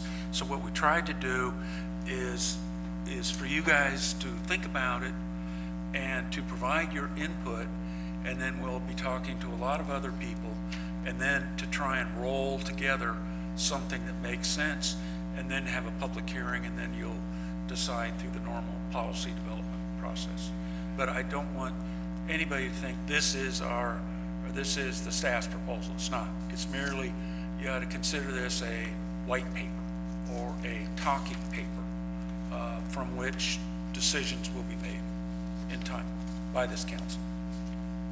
Thank you. Okay, thank you. Do you guys have any questions or comments? The only comment I have is that I think it's a great idea. It's another form of economic growth, so I'm up for it. Councilmember Marquez? I do want to kind of like piggyback on what you just said. I want to make sure that we're first and foremost promoting local business. So that would be one of my priorities, is that we're supporting our citizens. The second one would be that we have a limit in how close they are to actual businesses, because we want to make sure that we're supporting them as well. And that's all that I have. Would this be to any business? No, for other restaurants. For other restaurants? Yeah. I mean, we want to make sure that we're honoring. Yeah, just basically not having one right connected to a restaurant. Yeah. Yes, so I was going to, first of all, say that this is going to be a very important one for local business owners to come out and have their input, because it is a very big difference in investment from a brick and mortar to a food truck. And if you have, I'll give you, for example, like a carne asada taco shop that has invested and has had, many years of, building their customer base. And it's very easy for a food truck just to go park right in front of them, and because the customer is going for that. So definitely what the city manager mentioned is that the locality to an established business already has to be considered, because you can kill the other businesses if you allow that. That's one. Also to consider the trash. We don't need any more trash in our public sidewalks and areas. I believe I did say commercial zones. I don't think people want to come out and smell the smoke of. They'll probably gain a lot of weight if they go out and just buy all the time. But yeah, we just need to figure out where they're going to be.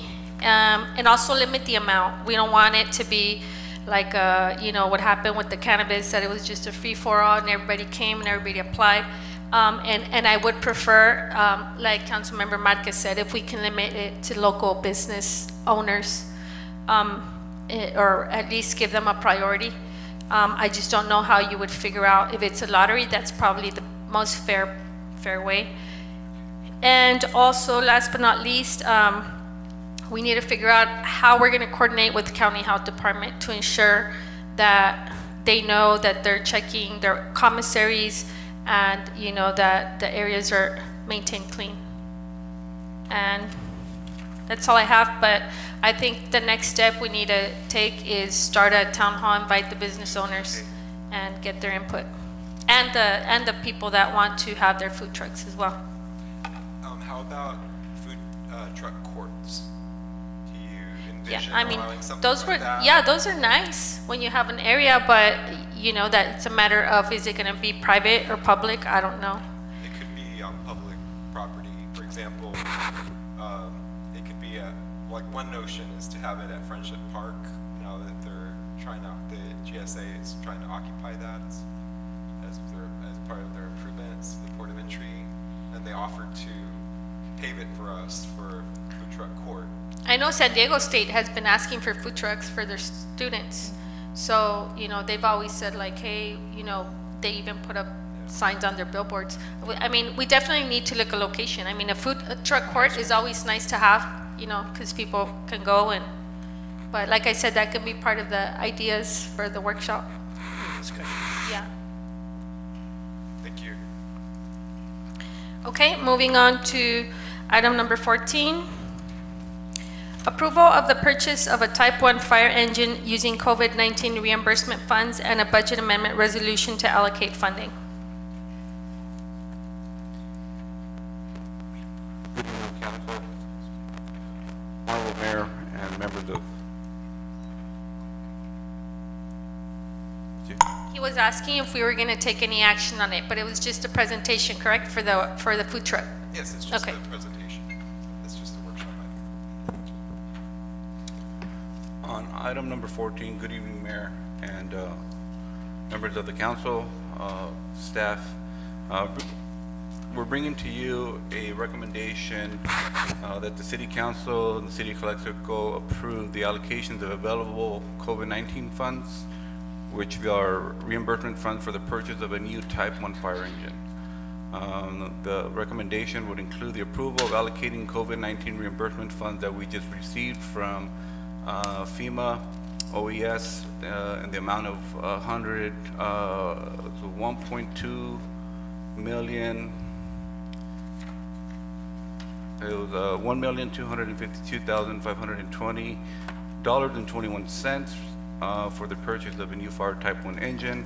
I know we are coming up short $7,200 for the purchase of a new engine, but as you see on the staff report, if you're able to submit a payment PO within the 15 days of approval, we do get a $119,000 discount for the purchase, which would come out to $1,138,138.80 for the recovered of a new Type 1.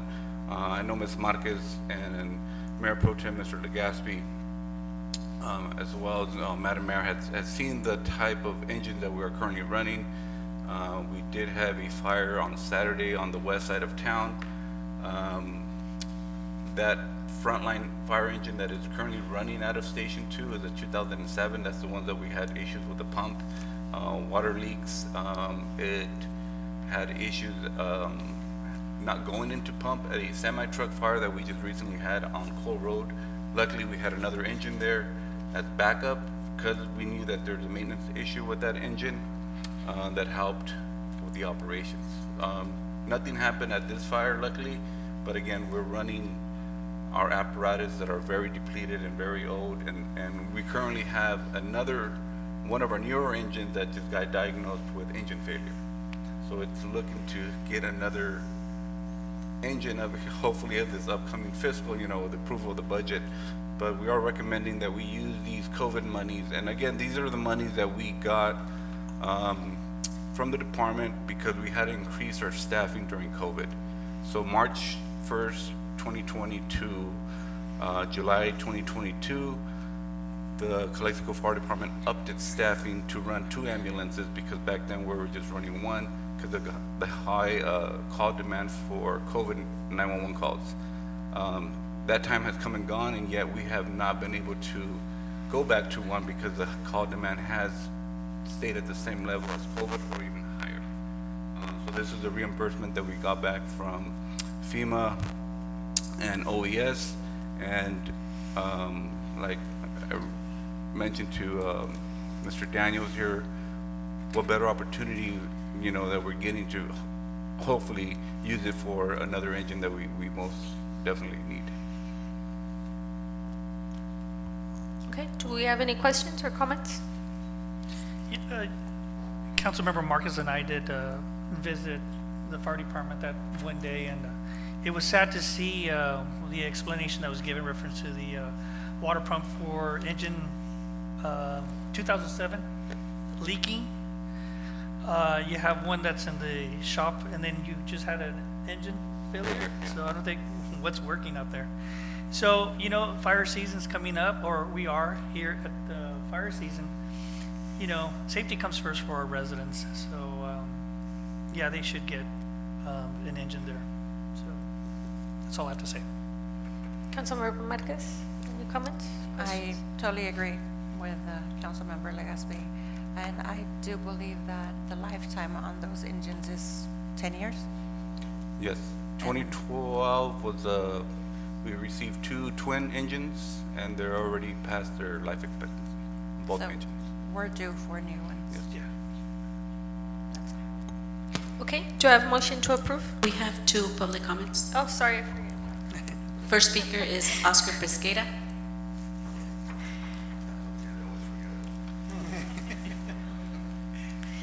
You know, we have I'm trying to beat his record here, so, from the last meeting.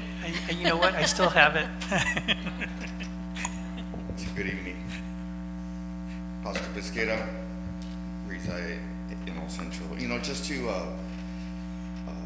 piggyback off of the chief here was the fire that we had on Saturday night. The fire started in the backyard. It was pretty close to going completely into the home. The guys did a great stop. With a 2007 engine, and the hydrant that was nearby was also having problems, and I think we talked about that. If the city, if the water plant has issues, the water hydrants, the engines, it's just a domino effect. So we need to have some good stuff out there to be able to provide for these people, the citizens, the people that come through here. As Legaspi said, you know, that question right now, what's working out there? It's still the same 2 engines that we were talking about. That's it. That's all the city has is the 2 Type 1s that we're trying to purchase, or you are trying to purchase. Type 1s would take more time to explain to the ones who don't know what the difference between a fire engine, a fire truck, a brush truck. We all think they're all the same. They're not. The cost is also very different. But if you have any doubt, which I can see you guys didn't, but if there's any concern or a slight doubt, or that you're possibly using these funds in the wrong way, or maybe we should use them for something else, this is the right time for that. It is way past due. Currently at this station, it's a 2013, and the one at Station 2 on the west side is a 2007. The guys are doing their best they can with them. I applaud them all day, but it's getting to a point, do we keep spending on trying to fix them, or do we do the right thing at some point, hopefully near, which it seems we did. So I just want to thank you guys for taking your time, and of course, extending it. You guys ever want to go back and actually sit in them and touch them and know what exactly is going on, please do reach out, and I'll be there. So thank you very much. Thank you so much. Thank you, sir. Next speaker, Kim.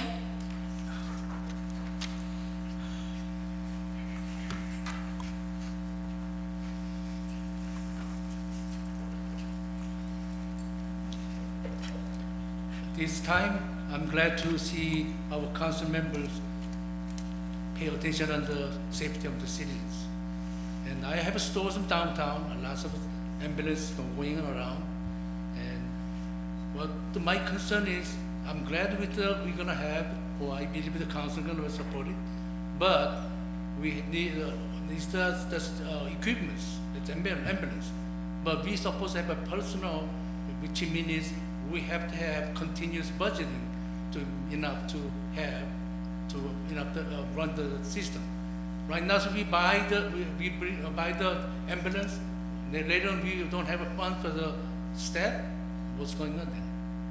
So we should have the long-term commitments to we gonna be supporting the fire officers. At the same time, that way we are paying more attention on our community, because they call the city of Calexico the gate of the international, but a lot of people they're passing through, a lot of the ambulance needed. So I'm glad to see these movements, and also try recommend to the council with the long term of the budget, they can have the service community. Thank you. Thank you, sir. Any more comments? Okay. I believe this money is being spent exactly where it should be. Do I have a motion to approve? I motion. Do I have a second? I'll second it. Okay. Roll call, Madam Clerk. Mayor Noricumbo, Yes. Mayor Pro Tem Legaspi, Yes. Councilmember Thailenda is absent, Councilmember Marquez, Yes. Councilmember Calderon is absent, motion passes. Thank you. Item number 15, Proposed Capital Improvement Program Implementation Plan Draft Outline. Yes, Madam Mayor, members of the council, for the entire time that I've been with the city, everybody has been aware that the city has not moved forward on capital projects. Some of the grants that we've received, I'll use Heber Park as an example. We received that grant in 2018. And it was from, I think, State Department of Parks. And it was $8.5 million park grant. And in 2018, $8.5 million could build you this much of a park. Inflation has eaten that $8.5 million to where it is much less of a park. And in this particular case, it is a building with a gymnasium, and we all know that we probably have, or we believe it might be a situation where we have enough money for the floor, 3 walls, no ceiling, and the other side open. Well, you can't, that doesn't function. So I began a process about 2 months ago to move forward with the currently adopted budget of the city, which I referred to earlier. And before you get home tonight, you will have this in your email. And it is part of the 24-25 budget. It identifies 60, as in 60, projects. I laid out, or I engaged a consultant to help lay out, working with Liliana, a strategic plan on how we would go about building those 60 projects in the next 3 to 5 years. Now, it's not a coincidence, 60 projects, 60 months. That is a very aggressive construction program. So the first thing that Grady will be doing is to lay out the funding for each of these projects, each of these 60 projects. And he will identify, is it general fund? Is it a grant? If so, did that grant have a deadline on it? Has it been revoked? Is it sufficient? to cover what was promised to, like in Heber? Is it sufficient? What are the cost estimates, current cost estimates, compared to what were the cost estimates when the grant was submitted? We've seen, Grady will know, I don't, but we've seen significant inflation in the last 3 to 4 years. So part of it is going to have to be, if the analysis shows that we are short on money that was previously awarded, council members are going to need to meet with with staff, of course, meet with the key elected officials. Stephen Padilla played a big role in Heber Park.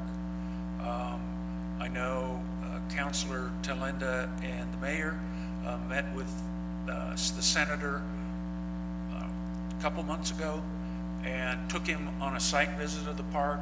We explained the problems that we saw developing.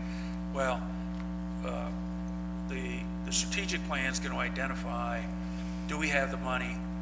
If not, where can we go get it? And our first stop is going to be to the originating grant agencies, because I know that they have funded communities that have come up short for whatever reason. The next thing that is going to be done in the strategic plan is a Gantt chart will be prepared, which will list all the tasks to build the project and the time required, and then those scheduled out to create a critical path on how, again, Heber Park would be built. The next will be to take a look at all 60 of these projects and roll them up into an overall program to make sure that we're not, name your street, that we're not taking your street and replacing the water line, replacing the sewer line, building a park, rebuilding a road.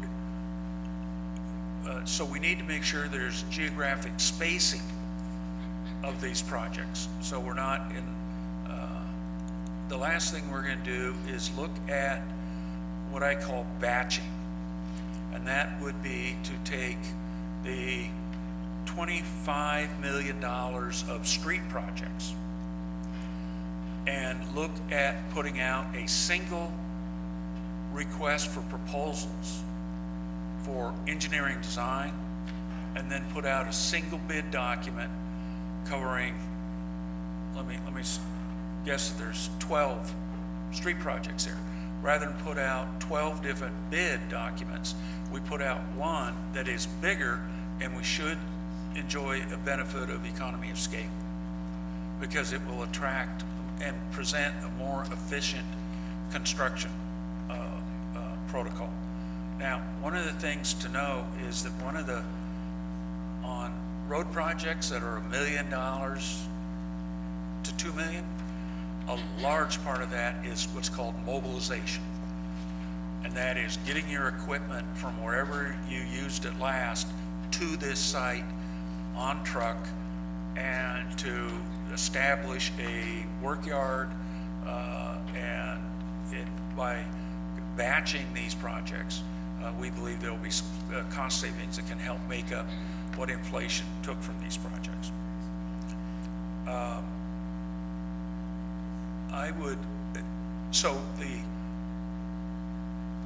I guess the punchline of this, again, this is not a hard and fast proposal that needs to be approved tonight. What we're trying to do is to bring to you the issues around this.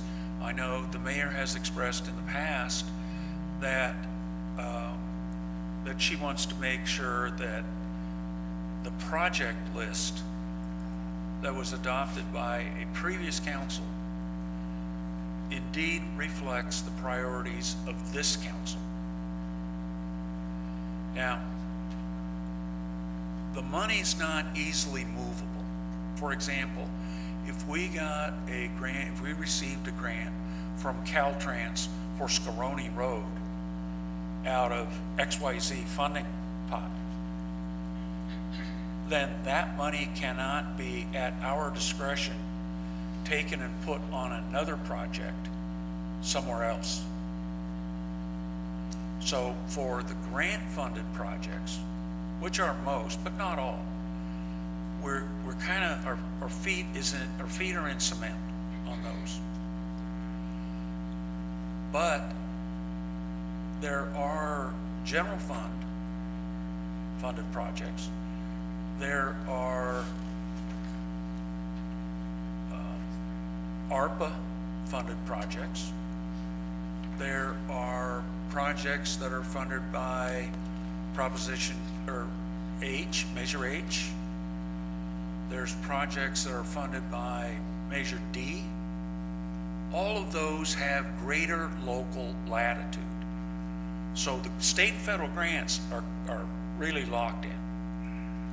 But there are funding sources which give the council a fresh set of eyes, an opportunity for applying a fresh set of eyes to decide, for example, do you want to use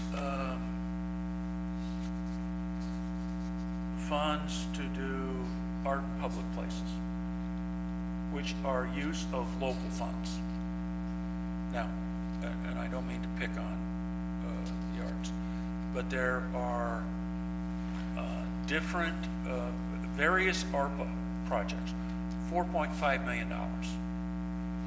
It seems to me that the council should take a look at exactly what those projects are that made up that 4.5, and you decide, do they reflect the priorities of the five of you sitting here today? And because that is the kind of initiative behind this, momentum behind this program that is going to be essential. Now, I need to, just one word of caution. When you designate on that you're going to do a project in this neighborhood, or a previous council does, and instead you believe that the higher priority might be here, there are situations of winners and losers, and you just need to be aware that that's a part of your decision-making process, because it's not additive. It would be taking funds away from something else that someone had come to rely on. So anyway, this year, budgeted in your adopted budget is $120 million. We don't know at this point, until Grady finishes his work, does $120 million buy $100 million because of the effect of inflation shrinking that money? If so, we need to develop a strategy for supplementing the funds that have been gathered. We need to do more current engineering to decide to get firmer cost estimates. Now, it is inappropriate and illegal to issue a bid if you don't have the money in the bank, because you cause a lot of money to be spent by contractors and engineers and what have you. So we can't just test the marketplace by putting out an RFP. But there are accepted engineering and construction management techniques for taking a look at what is asphalt costing today, what is concrete work per linear foot costing today. So this is going to be a major undertaking on the part of the city. You will be at a groundbreaking or ribbon cutting at least twice a month for the next 5 years. But one of the things we need to do is make sure that we have a good strategic plan on how this program can be done and avoid expensive mistakes that other projects have done, because we need to maximize the use of this money. Now, in 5 years, the budget that was adopted last year projects that there will be a total of $183 million. So they're projecting, because many of these projects are multi-year projects. For example, the wastewater collection master plan is going to cost $200,000 the second year and third year, and then it's done. And some of these projects are going to be multi-year projects. Anyway, I engaged Grady Dutton to put together the strategic plan, and Grady, I'd ask you, and I know Liliana has been providing a lot of information, so I'd be glad to answer any questions that you have of me, but I'd like to turn it over to our subject matter expert.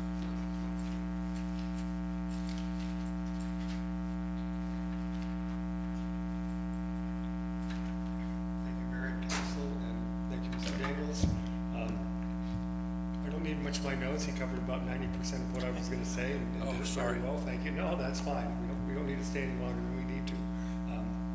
I did want to make one quick change, though. Strategic is a wonderful word. I've been through a lot of strategic planning.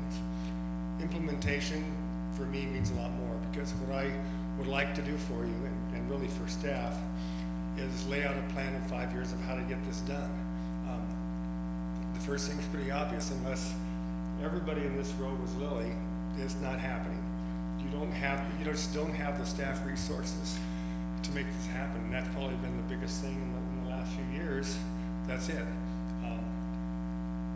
We can talk about my qualifications later. I'm happy to answer any questions you have, but every county, every city in the valley has the same issue: hiring good staff, getting them to stay here, getting them to stay long term. And I've worked as a consultant, frankly, for Imperial. I've done work around Calexico, the county of Imperial, the city of Brawley, all over the place for many years.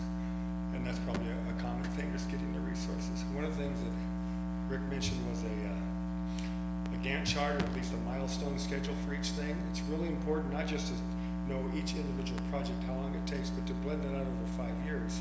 Because if, let's say, each project takes 4 hours and you have 50 projects, that's 200 hours a week. Again, you just don't have the staff to do that. So what I expect to do, again, with support, is put together an implementation plan for this entire thing that will change on an annual basis. It would go to staff first in engineering. It would then be reviewed by your city manager, and together we would make a recommendation back to council based on the priorities that everybody already knows about. And then it's up to you to make those tough decisions. It's a great one, not just Heber Park, but all sorts of parks in the neighborhood.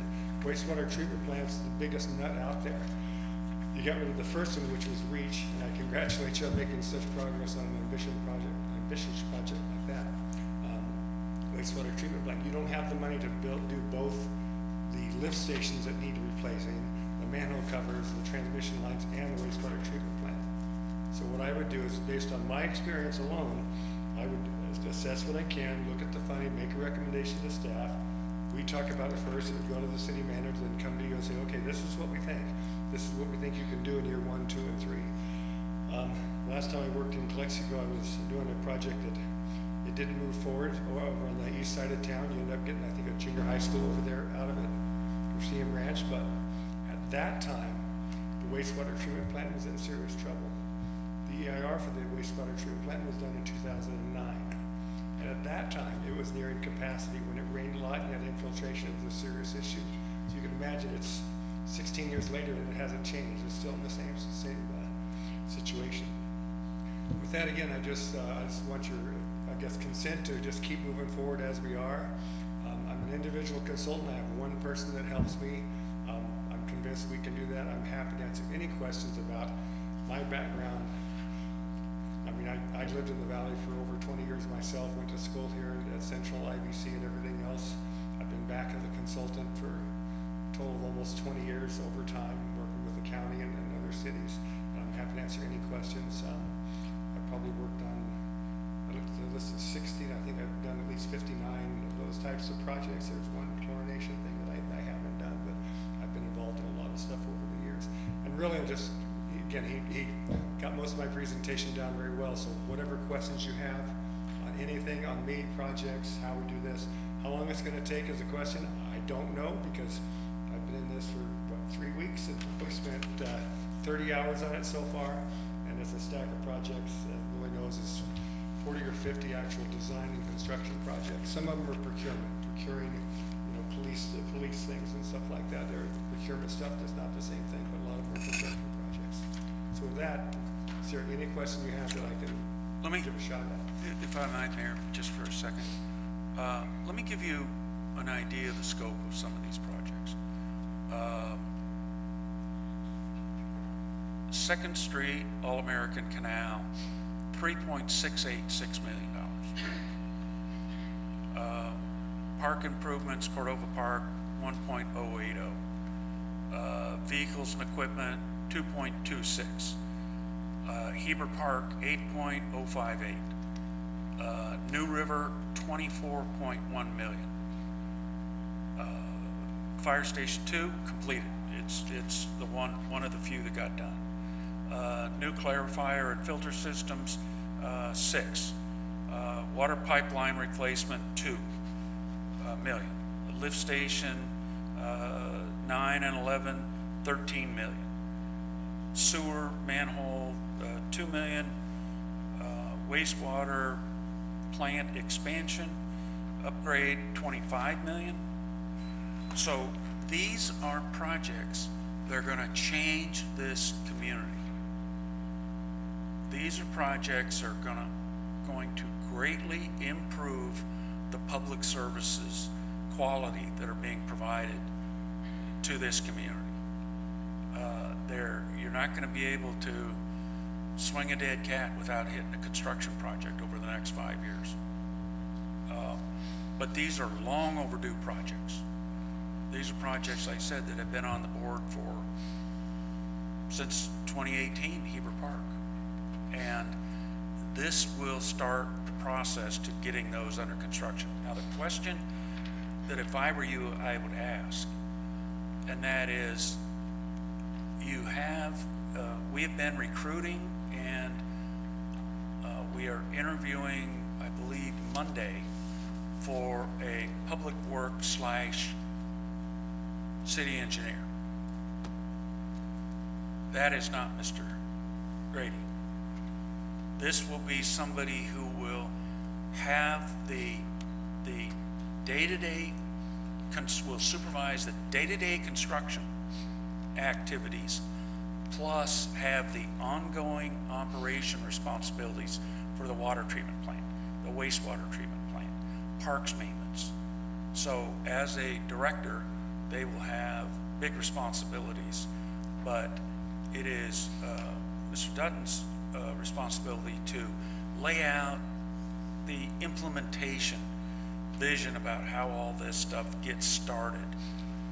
And really it's somebody who's been involved with construction that best does it. So again, feel free to ask either one of us whatever questions you might have. Can I add just a little bit of that? Yes. I absolutely second the thing about the public works director. I've had 2 stints as public work directors for agencies, one in the town of Mammoth Lakes where I live now, and one at the Port District in San Diego. It's really difficult for that position to have time to think, frankly, because there are so many emergencies, there's so much going on all the time.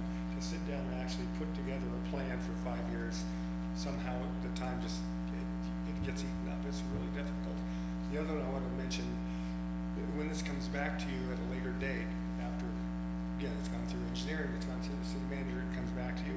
I just want to show you, this is a preliminary guess, okay? That's why I don't want to hand it out. But as an example, you would get a sheet like this. You can see it good enough. It doesn't, don't have to read it. For each project, it'll have a descriptive of, okay, here's Heber Park expansion. Here's where the money's coming from, down in this corner. Here's how much your estimate is. Here's the project description. Here's the potential issues.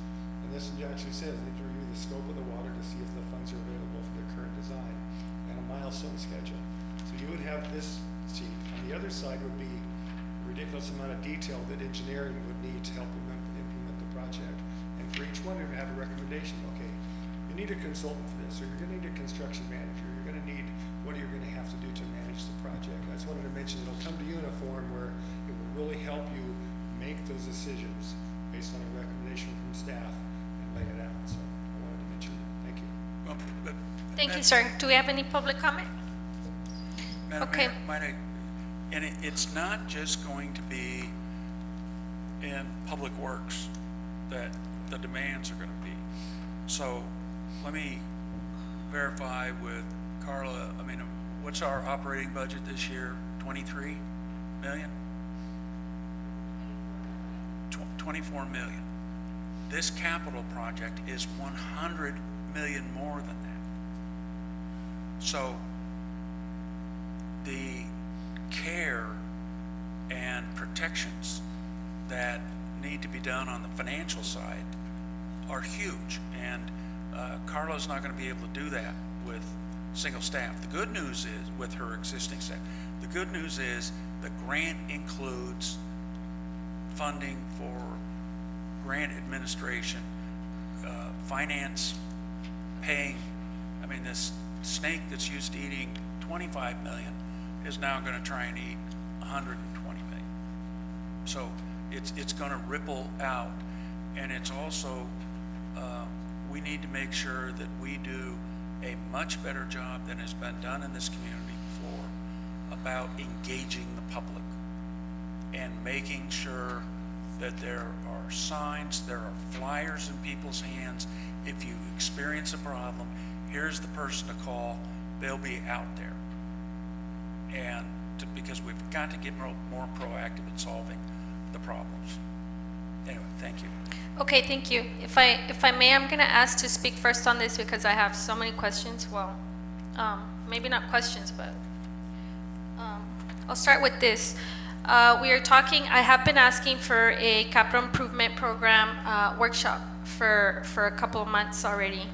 I understand what the city manager said about there's some projects that have designated amount grant funding that have to be done for that, but then there are also so many others that can be left to the side and take on other projects that the citizens might be deeming more of a priority.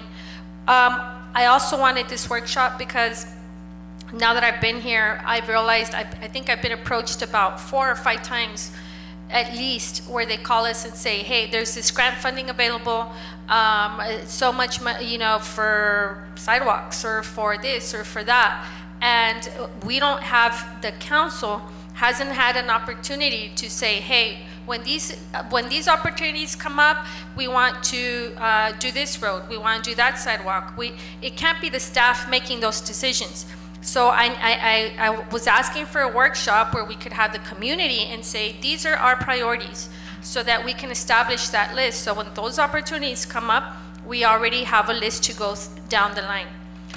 That's the reason why I wanted that workshop. Not just to focus on these current 60 projects, but to focus on opportunities that pop up every so often.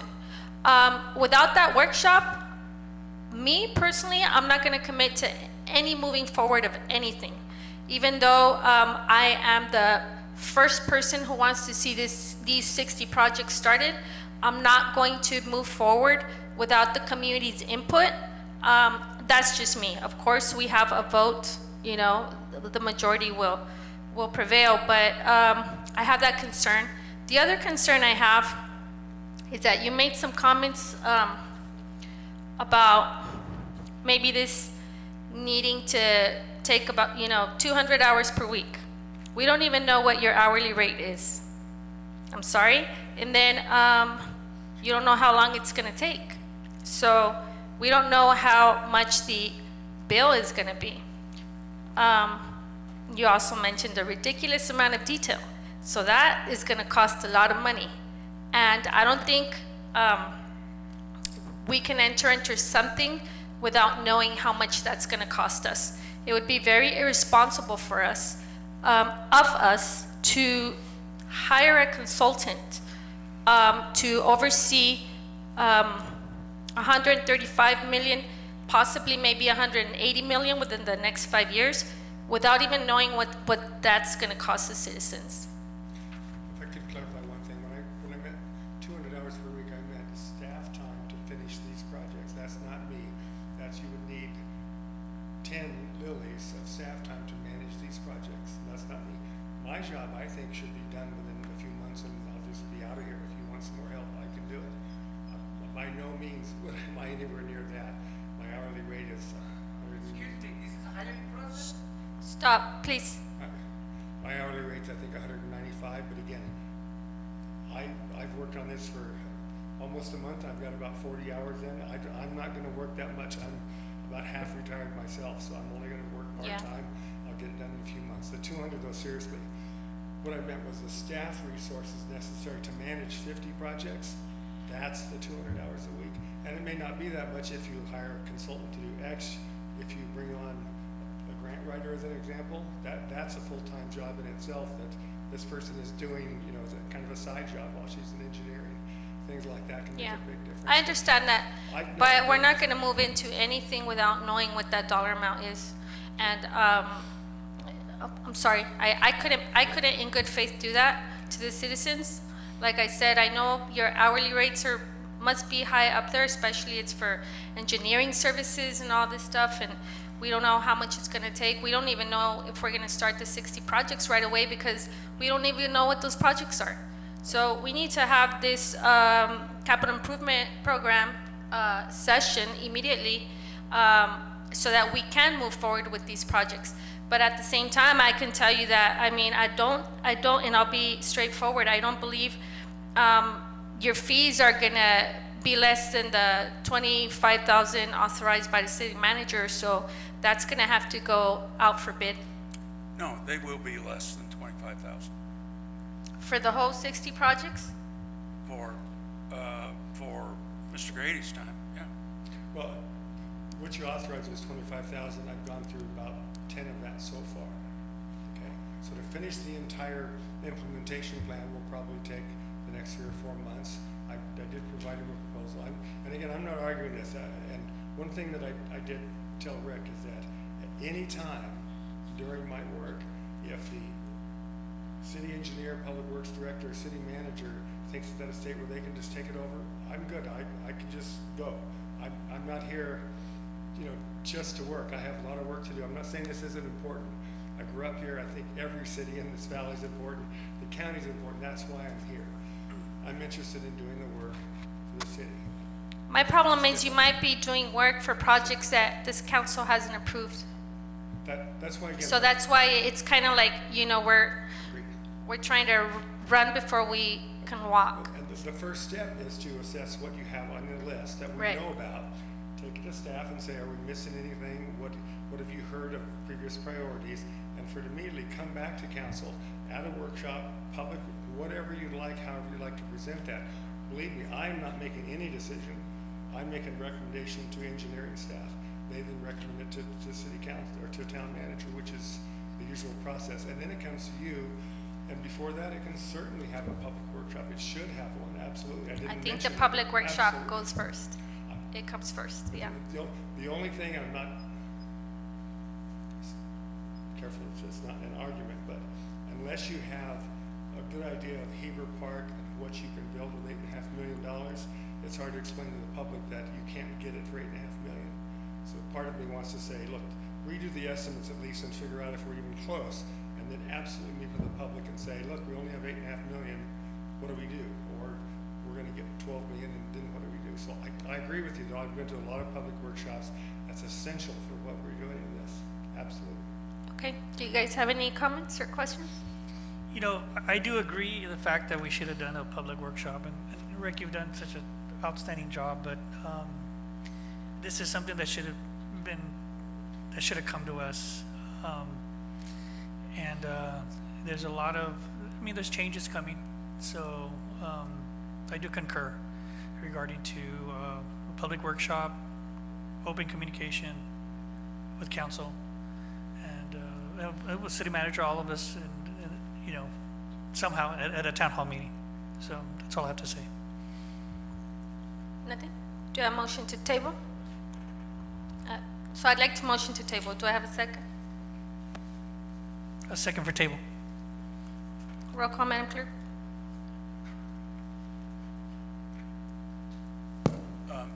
Mayor Noricumbo, Yes. Mayor Pro Tem Legaspi. Yes. Councilmember Thalinda is absent. Councilmember Marquez. Councilmember Calderon is absent. Motion passes. Okay, moving on to future agenda items. Mayor Pro Tem Legaspi. Yes.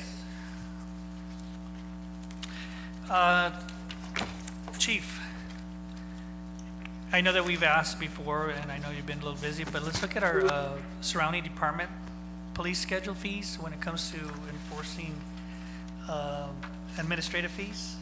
I know that Sean Acuna was looking into that a while back. If we can bring that up at the, not the following council meeting, but the second council meeting.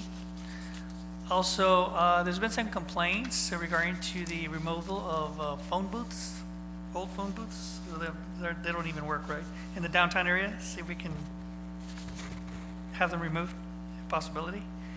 I know that I keep mentioning fire season is on, and I know that Councilmember Calderon and this whole council in reference to the bushes that are out there.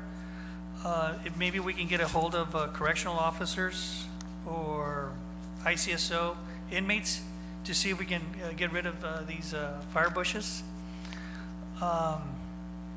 And how are we doing with business license? Mr. Coyne?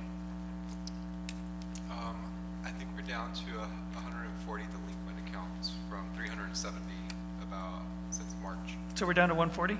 Yes. Nice. And parking meters, Chief, where we're at with parking meters?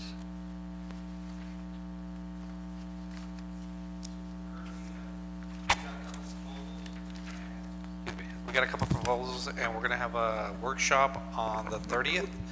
The staff reports could be brought forth to City Council on the 2nd.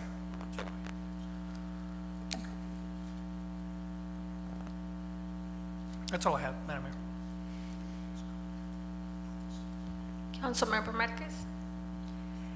I needed to bring up again the whole parks issue with Rodriguez Park and how far along we are on it. I know that we had asked for a balance last time on how much is still outstanding that we can use to improve that park.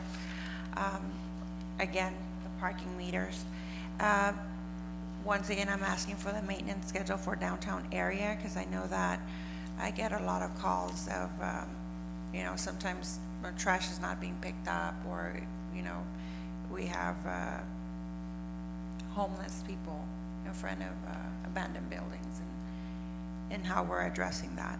And then lastly, the study that was for the ambulance fees. And that's all I have. Okay, thank you. I do want to see something on parking meters soon. You said we got 2 proposals. Didn't we already have a vendor? We do have a vendor. Somebody came forward and came up also with something else. It's actually just a proposal to go forward, also adjusting the hours as was discussed in previous town hall meetings. So we're gonna have one more. Another vendor is gonna come in and show off his wares too, and that way we can decide which way we want to go. Okay, thank you. All right, so I look forward to the parking meters because those fees are included in the budget, and we're looking at the budget next week. So we need, in order for us to consider that funding, we need to know that those parking meters are going to happen very soon. The downtown enforcement, I see, you know, there's apartment 1 and apartment 2 already at the Fallas Paredes. So if we can, I mean, I'm being facetious, but you know what I mean, right? So let's stay focused on enforcing downtown. We have that ordinance there, so let's just be proactive, please. And the town hall meeting we had with Cordova Park, I do want to start having meetings on how we're going to move forward with what the residents asked for. I think we have a deadline. You guys had put out a QR code out there, so we can get what that information is, but we're also going to have to kind of vet how meaningful that information is, because I did have that concern of one person being able to go back as many times as they wanted on the QR code. And I also had the concern of, you know, how are you going to ensure that the address that that person said is correct? So, you know, I have, yeah, go ahead. So some of the ideas that we have as staff, I was just provided with access to GOV, or I will be asking Carla and Lily with some assistance to check address by address. The beauty of the Google Forms that we used, we can screen answers based on whatever we want to screen them by. So there were specific questions that would help us provide you with some statistics. For instance, how many of those who responded live in the CFD? Now, prior to us coming to you, it is my intention to check address by address. Now, that's gonna take time, just be aware of that. And it's just me and with the help of whoever we can get. But we're gonna check one by one, and I'll check also on addresses that it's only used once. And then provide you with, because there were priorities, priority number 1, priority number 2, priority number 3. Today I checked on some of those answers just to get an idea, and you will be surprised on what the answers are. So I'll try to provide in my report as many details as I can, who lives in the CFDs, how many people, and then outside of the CFDs, also what the responses were. Probably not provided, and I don't know. Once we get those, once it closes, and we start working on it, checking addresses, answers, and then somehow tally, then come up with maybe a few options for you on how to move forward, be creative, so that you can probably, the answer that you get, the option that you like, probably makes the most people happy, hopefully. But we are aware of the answer, the questions that you're just asking, and I'm brainstorming on how to address those, so that when we prepare this report, you're able to answer to your constituents how we made sure of who answered, who lives there, and that the addresses were in fact actual addresses and the addresses were not multiplied. Okay, thank you. Motion to extend time past 9:30. I'll make the motion. Second. Roll call. Mayor Noriko? Yes. Mayor Pro Tem Legaspi? Yes. Councilmember Terlinda is absent. Councilmember Marquez? Yes. Councilmember Calderon is absent. Motion passes. Okay, I was going to maybe suggest that you ask or for the water account information, something a little bit more private that not anybody would know, because I just, you know, feel that there might be some type of sabotage there, and I'll say it openly, because this has been such a conflicting issue, and I just really didn't see anyone at the town hall meeting opposing what the residents there want. And for, you know, now to be online, I want to ensure, but I also don't want you guys to spend thousands of hours on this, because obviously that's going to cost the city a lot of money. So I do want to move forward with this quicker rather than sooner. But if you guys can put a report together, you let me let us know how long you think it'll take to put some information on there, so that we can move forward as a council, bring it to the table, and see if we want to start looking for engineering services or whatever it's going to take, and all the funding, and start having those discussions. But like I said, that's my concern. One is how much time we're going to spend on doing this research, and two, that it's a legitimate survey. So I'm going to put that as not future agenda items, but if you guys can start working on that, and then maybe give us, for the next council meeting, just an update on the current status of where you're at on that. Right now, we're unable to do anything until the survey closes. Oh, so when does it close? On July 13th. July 13th? Correct. Okay. So as soon as it closes, that's when we can actually start doing the work. Okay. Just for you to have a Alrighty. date in your mind. Okay.